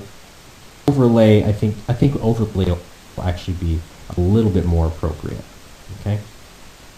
Okay, so just kind of coming over the skin here in different areas and just kind of revealing, just by painting white, these little deviations in the skin. And if there's an area where it feels just too intense, then you can just paint with black to reveal it in. That's why I was talking about, don't worry if you go outside when you're dropping in those spots in the previous lesson. Don't worry if you go outside the confines of the image here, of the painting, because you can just rein that back in by painting in some black. Right? Just kind of moving around here, and so this could really be kind of a subtle, just a subtle thing.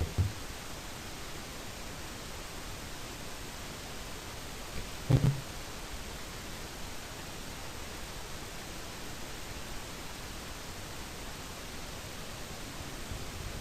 Now, what we're going to be doing in the next lesson is we're going to have another layer created underneath our skin pores layer, and we're going to also kind of manually just paint in some little spots, just some little bitty spots here and there, kind of skin spots, if you will, to help kind of add to these skin pores. Okay. And again, just kind of having these skin pores and eventually some little skin spots will start to really kind of set those wrinkles into the skin even more. But just kind of coming back to spots, here's a good example. You can kind of see, if you look close, there's little spots here and there. Even on this one, you can see he's got little, perhaps sunspots or whatever you want to call them on his skin. Okay, just a subtle thing. And even still, if you want to kind of set them in even more, you may kind of think about taking the opacity down for that layer just a little bit. But I think that's working. I think that's feeling pretty nice. Okay, and again, just the randomization of those different little spots, I think, really also helped a lot too. Okay, so in our next lesson, we'll kind of continue focusing on the skin. Kind of, again, pulling just the red quality of this entire caricature, even making it even tighter by working in some little facial spots. Okay, and then after that, we'll have one more lesson where we'll just do some final details, just share some final thoughts, that sort of thing.